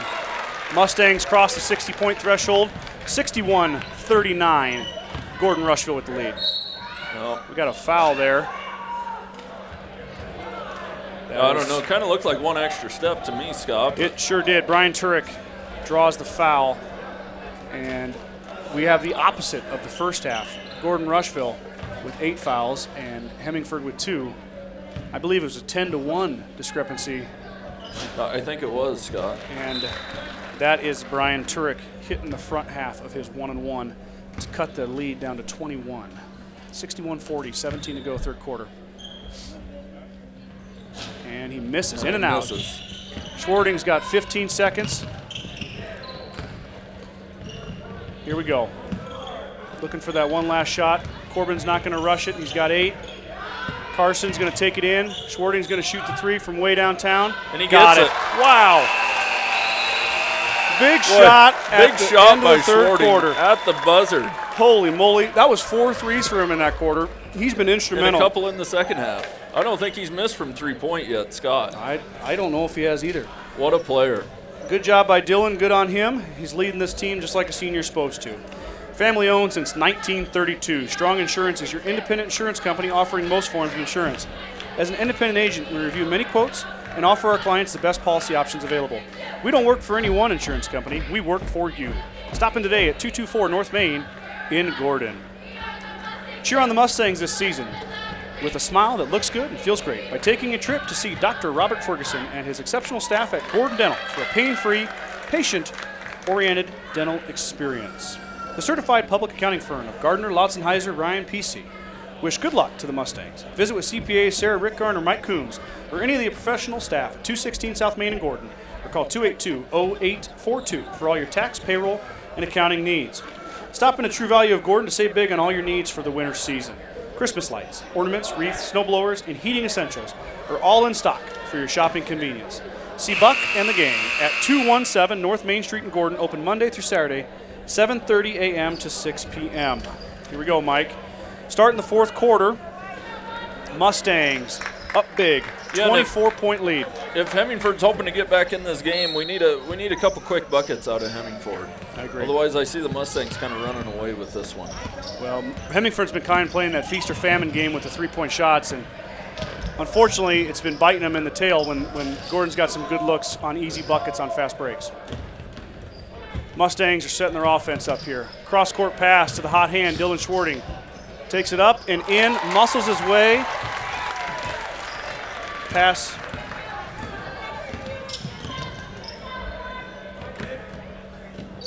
My apologies. There we go. Got the scoreboard fixed. Pass Ferreter. Dylan Schwarting with 2 more. Shot number 4. Nice. First time we've seen him is John Ansley. Great. Clay Shields runs it up. Black Elk there. Schwarting behind to clean it up. Clay Shields ran the court great there. He's had a nice night. He's really played hard. Sharpshooter's in again. He's short. Ferreter's underneath. Fouled and no bucket. Unfortunately, the Mustangs got beat underneath there on a box out, and Ferreter used that big frame to keep the Mustangs away from that rebound. Yeah, that's what you want a guy like Ferreter to do for your basketball team right there, Scott. Grabbing boards, taking it back up strong, getting to the line. That's his job. Misses the first off the front iron. And here comes 5 more for Hemmingford.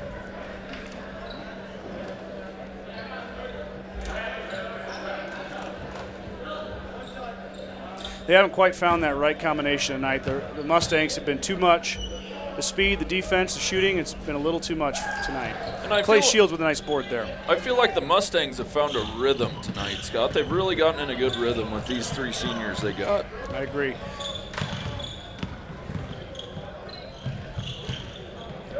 Mustangs set up their off and cross-court pass. Black Elk bobbles off Black Elk Aaron just Ferreter's shoe. Couldn't quite handle the pass there, Scott. He had a wide open look if he just could have brought it in. He's done that a couple times tonight. Kind of had the fumbles. Yep. But we'll look for him to clean that up. Coach Nelson and him will have a talk about that, I'm sure. Get that cleaned up because he's going to be a big-time contributor this season for the Mustangs. Mustangs working it around. Crisp passes. We like to see that. Clay Shields sets up in the middle, looking to get the ball to him, moving it around.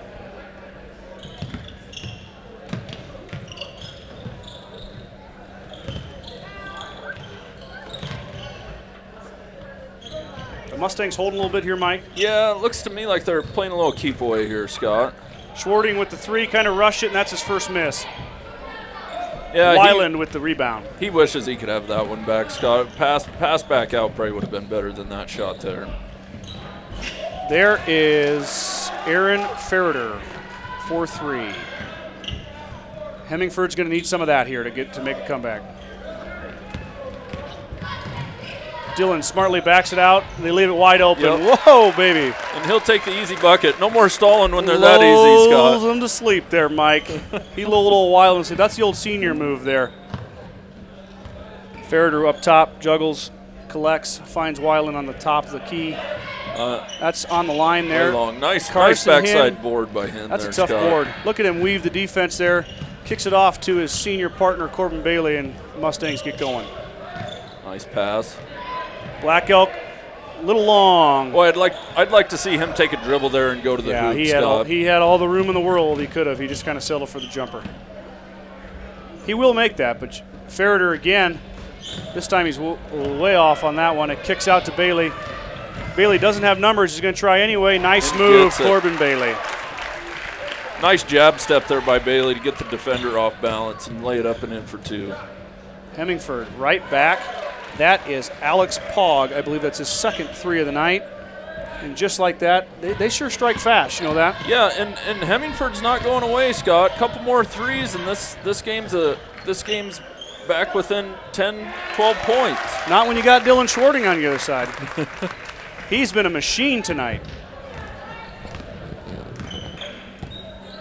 I read that in Nebraska Land Preps magazine, and Dylan Schwarting was the only Gordon-Rushville player in the Panhandle that was named as a player to be watched, and I think that was well-deserved. Very well-deserved. Good Scott. board. Carson Hinn skies and grabs it. He'll try and weave his way again through the press. That time, got a foul.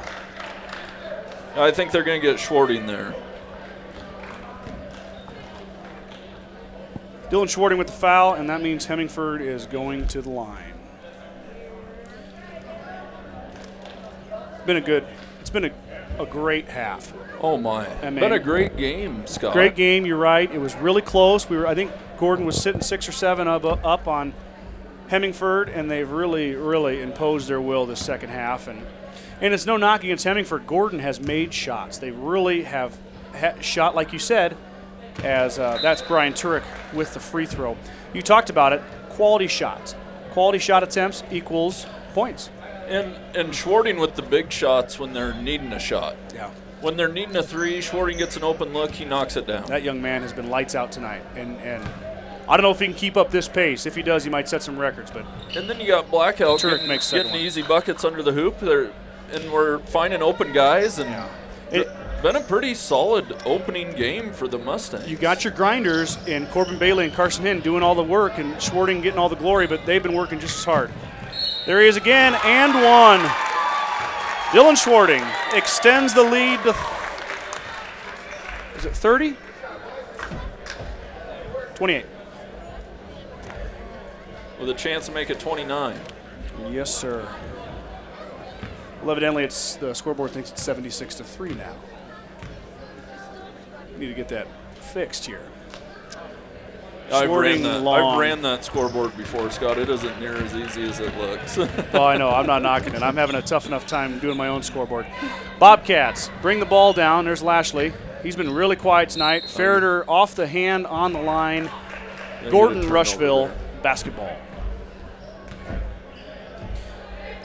We got Carson Hinn inbounding to Corbin Bailey. That has been the secret recipe.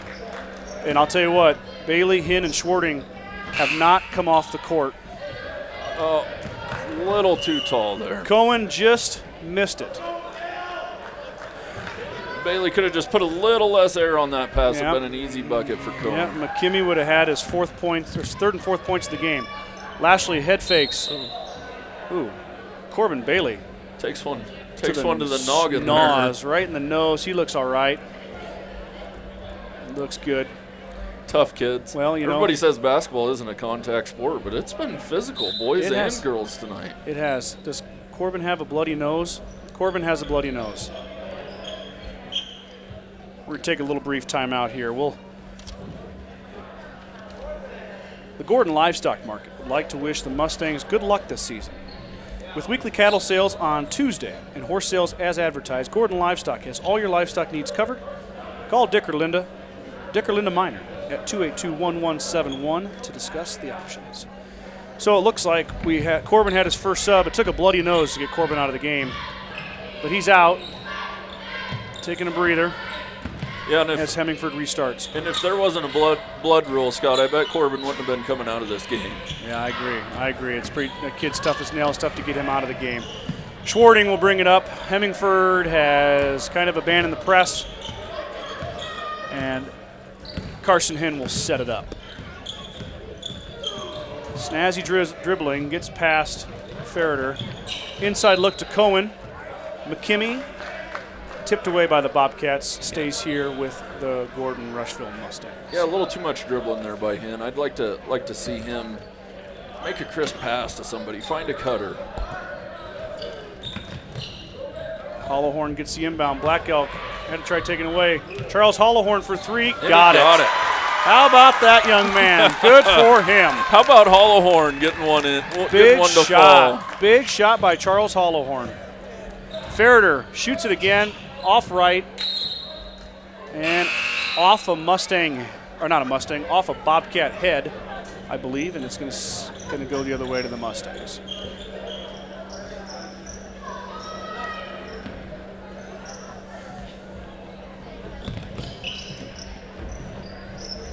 Schwarting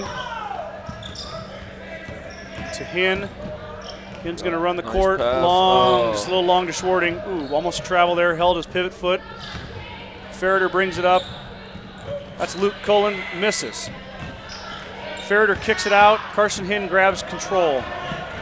He's got a whole slew of people running with him. We've got a block and a foul. Number 4 there, John Ansley. Hinn ended up with that ball in his left hand. I would have liked to see him dribble with his right. He would have got to the hoop about a step quicker and might not have got that shot blocked. Could be looking at an and one type deal. Well, makes the first one there. That puts the Mustangs over the 80 mark, Mike. That's impressive. Opening night, 80 points. Opening night, 80 points.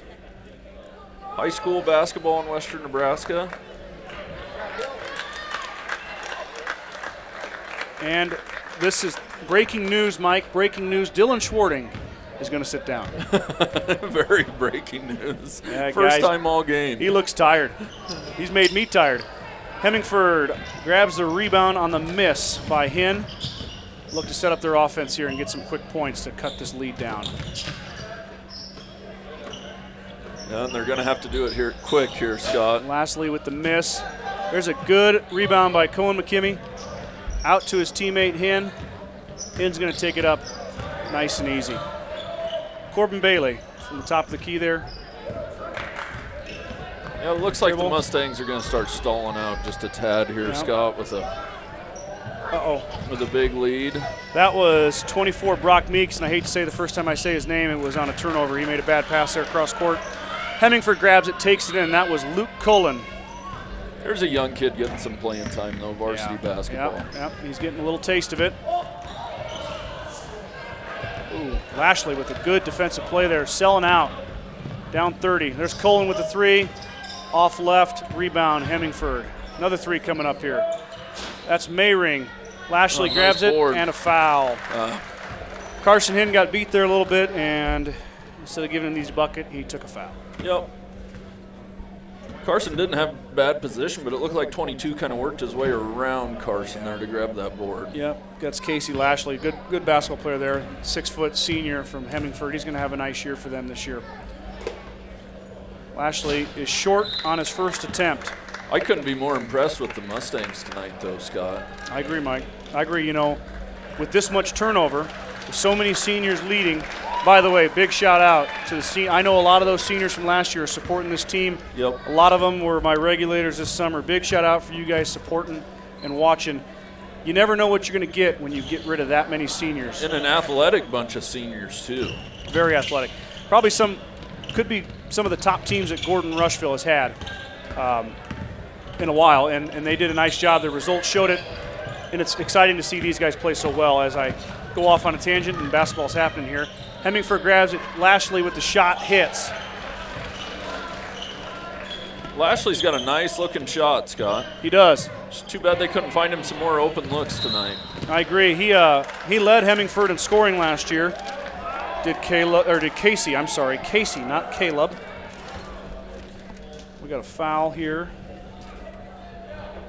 Caleb averaged 11.3 per game, including leading the Hemingford Bobcats in assists, points, rebounds, and steals.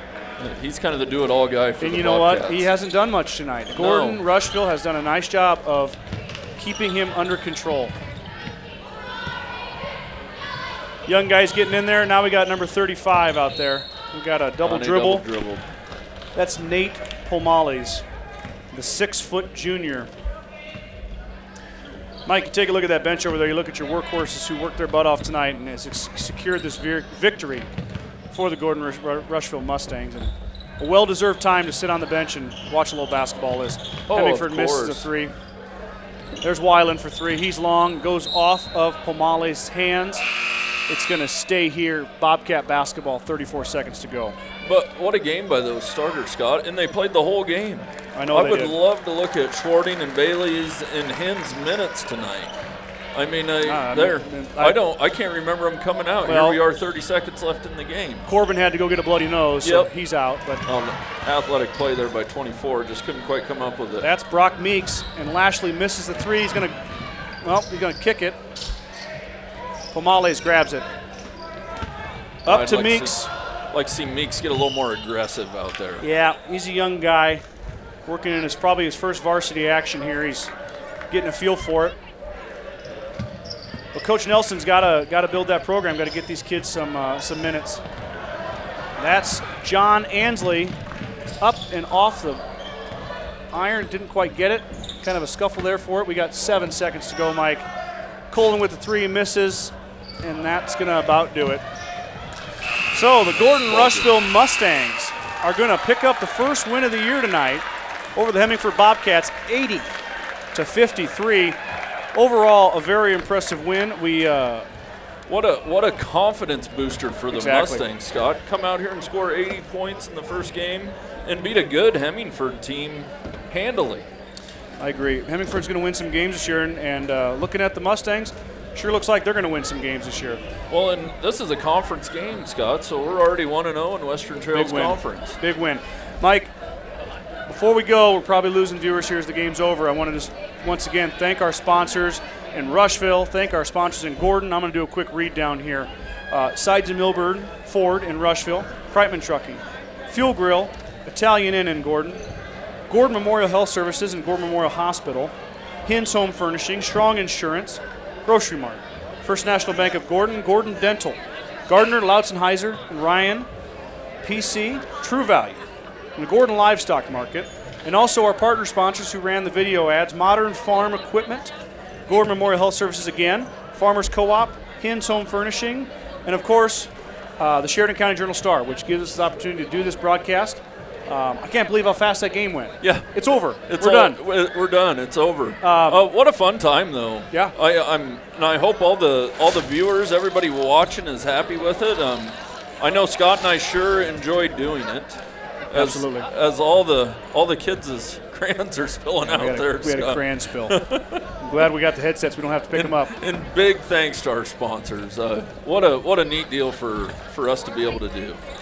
All right, I agree, Mike. And games tomorrow against Ainsworth have been canceled.